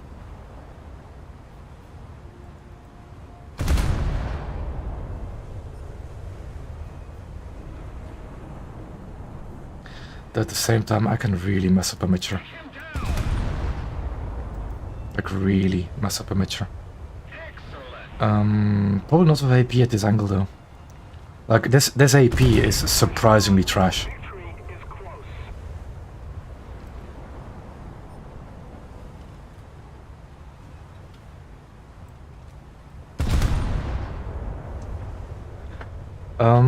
No, the bonus reward for spading vehicles is just fixed. It's fixed, it's dependent on the vehicle itself. For as far as I know.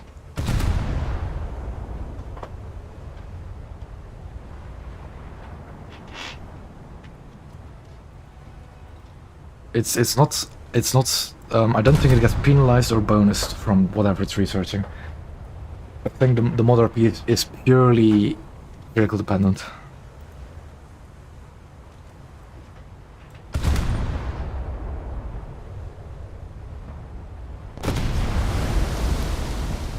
Dead.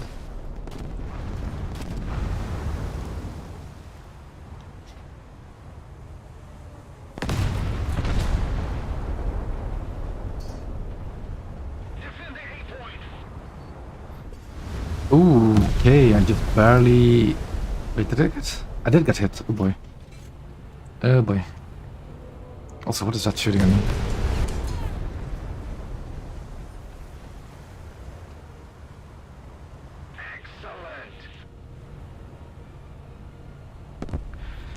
I got 3 kills in my SATA, so that's nice.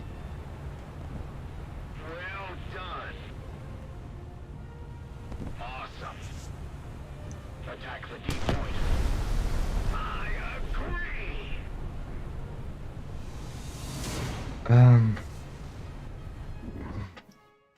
I think I'm just going to do one more match because my voice is, it's probably very funny on the stream right now if I were to listen to myself.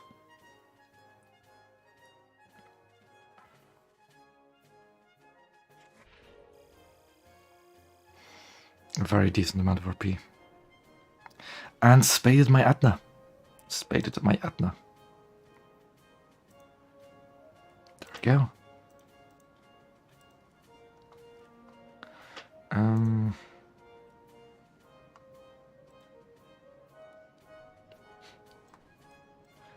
I'm sounding a bit much more awake because I am trying to sound more awake, believe me.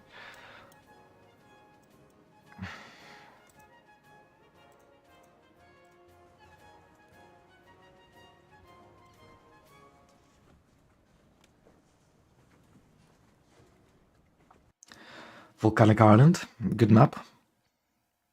I'm going to do SATA, because I have backups for SATA now, I'm going to first spawn it, see what I can do.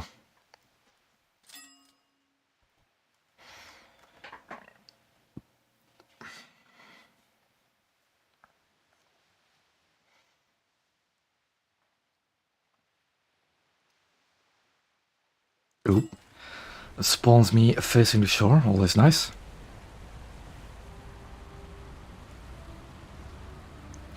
Is Erratic? He's on the enemy team now, so I'm not going to go for B. That is 3 coastal vessels, 2 SATAs and a PR-206. Yeah, no thank you. No thank you. That's going to be me dead if I'm not careful. I might ambush and missile them. You know what? I'm going to do just that. I'm going to wait here and wait for them to get onto B and just ambush them.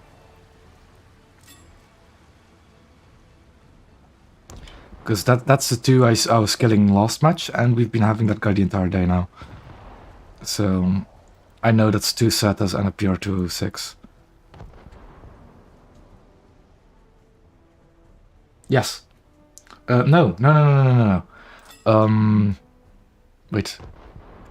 Yes and no. You already always earn convertible RP for as far as I know. Actually, let me check after this match how it worked. I completely forgot how it actually works, convertible RP. It's been so long, I really haven't cared to notice. But for as far as I know, you earn a certain amount of RP, right? And it's an equal amount goes to vehicle research, an equal amount goes to modification research. But I think it is correct that the what used to be the modification research then goes straight to convertible RP. But I think you earn convertible RP to begin with anyways. But yeah. The enemy ship sank. You see, I knew he was there. I knew he was a PR-206. So I'm not going to charge in. Oh. Oh, that's not good. That's not good. That's not good. He didn't hull break me, but I know how to hull break him. Yeah. Yes. Ooh, boy. Yeah, he hit my funnel, I hit his bridge. I seeing that missile swerve around the island was kind of scary, though. Sadly, yes and no. I'll show you after this match what I have for top tier coastal for Britain. But I both have and don't have their top tier. It's really annoying. I grinded British coastal a long time ago. I spaded the entire tree, and then they added 2 frigates. And it's now next to impossible for me to grind out those 2 frigates, really. My launcher's knocked out, so I really need to get it back soon.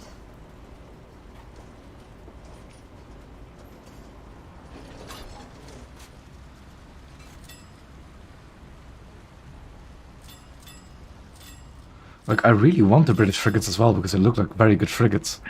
But I've spaded literally the entire tree, so grinding 320,000 and 380,000 RP is just painful. Because, like, the British coastal tree is probably one of the worst, in my opinion. I do not like it, at all. It's very unstable gunboats. Their guns aren't even really that good. But yeah.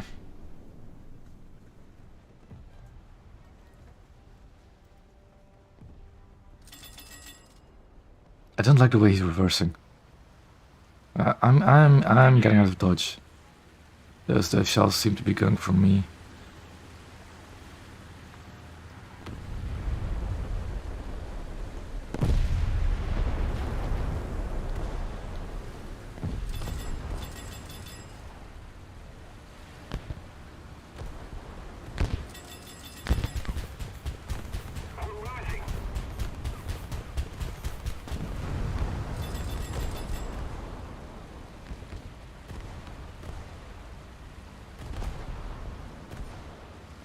Aircraft.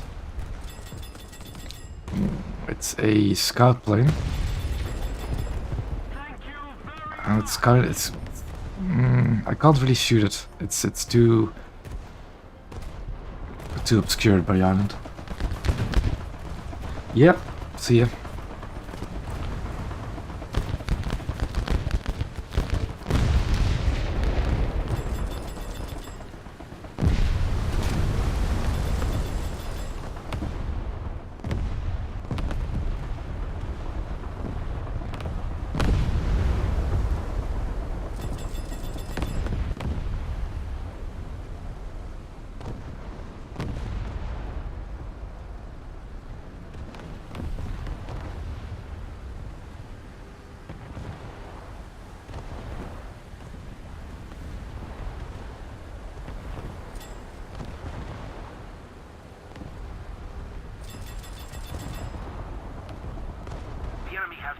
They've got 2 of the caps, but we seem to be dominating B soon. I'm going to get a piece of that pie as well.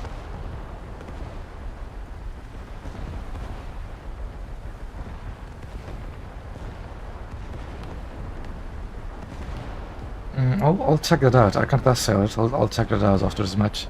Because I think I'm going to end the stream after this match anyways. My voice is getting a bit too much for me. An M802, eh? Yep, it's already dead. Good. They're the banes of Coastal Fleet. Leipzig, let's just ignore it. That'll be my safest bet.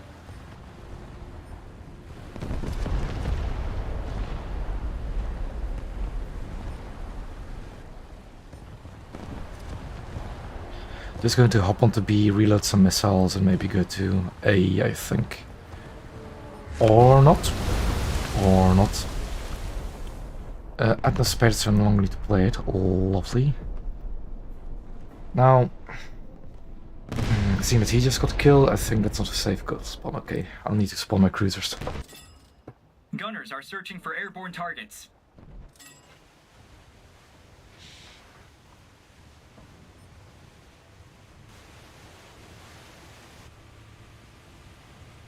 No.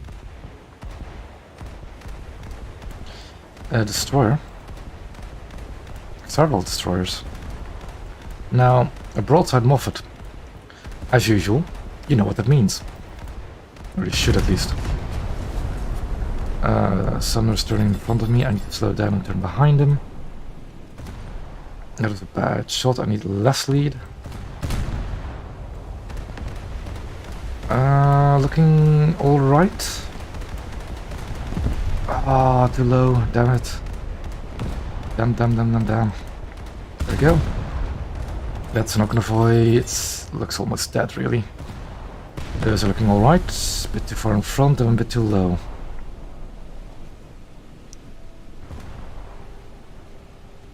Let's see what that does. Voice dead. Again, wrong spot on a Moffat. I am just not hitting my Moffat detonations, am I? Or it burns to death. That also works. I'm not going to complain about that.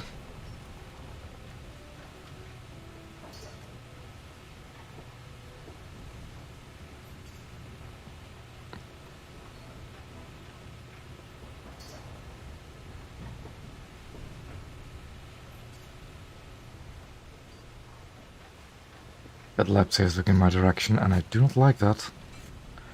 Especially when he's so angled, because these guns have horrible angled pan.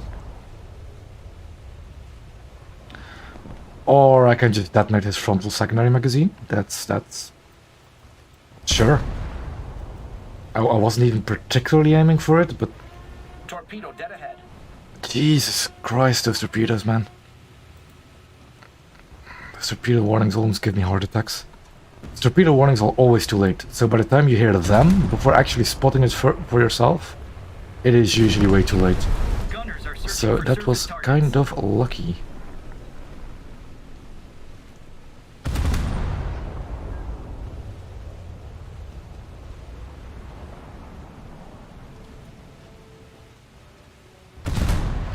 Enemies capturing B, that's not nice. That's a float plane, okay. All gunners, hold your fire.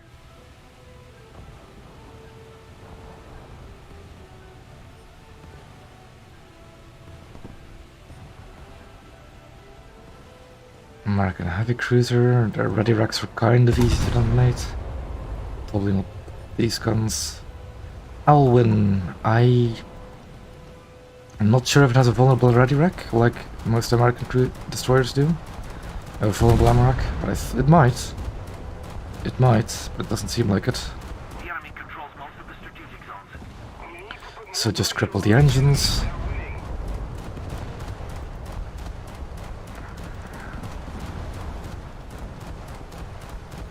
I said cripple the engines.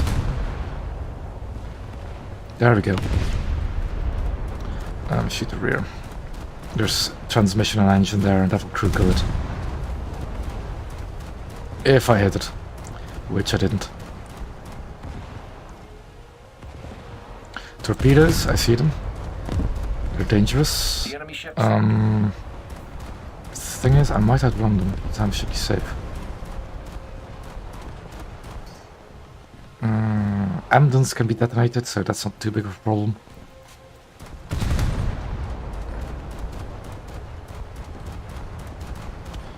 I'm getting shot at by something with big guns, I think. Yeah. I was indeed getting shot at by something with big guns, but I should be out of sight now from that thing.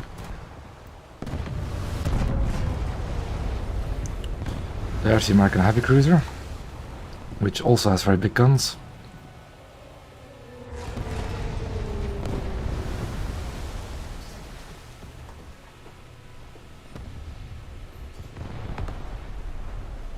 Looks like a Northampton to me.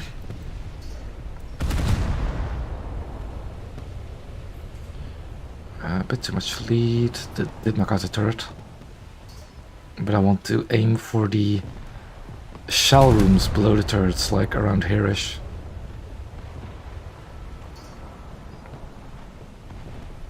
Still a bit high.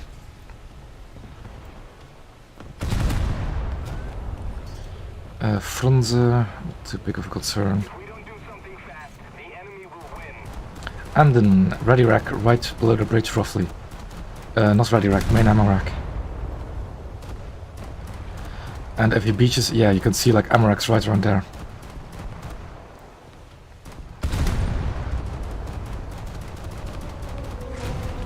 I'm of course way under shooting.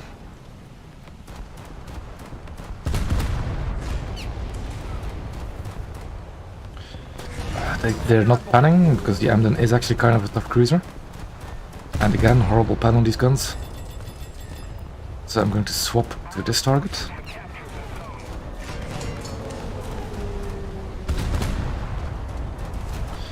And of course I already had an engine that was damaged.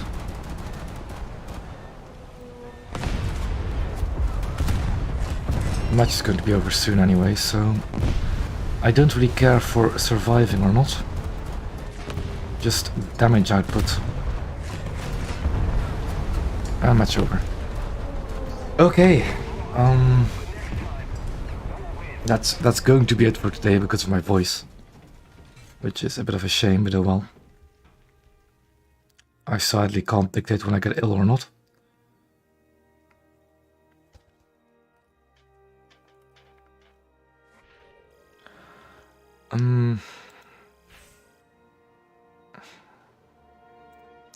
Got FP, that's always nice.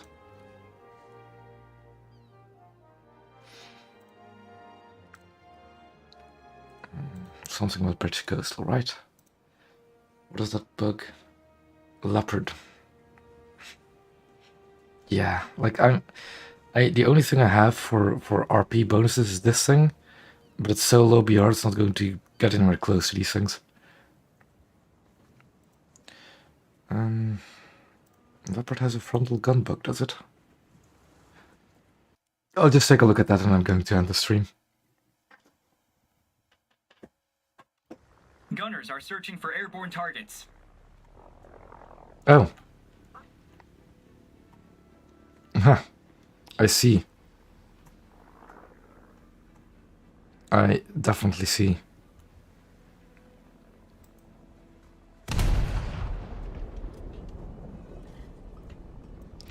It's still firing from the gun, so yeah, kind of unusual. Oh, didn't mean to alt tab here. I'm sorry.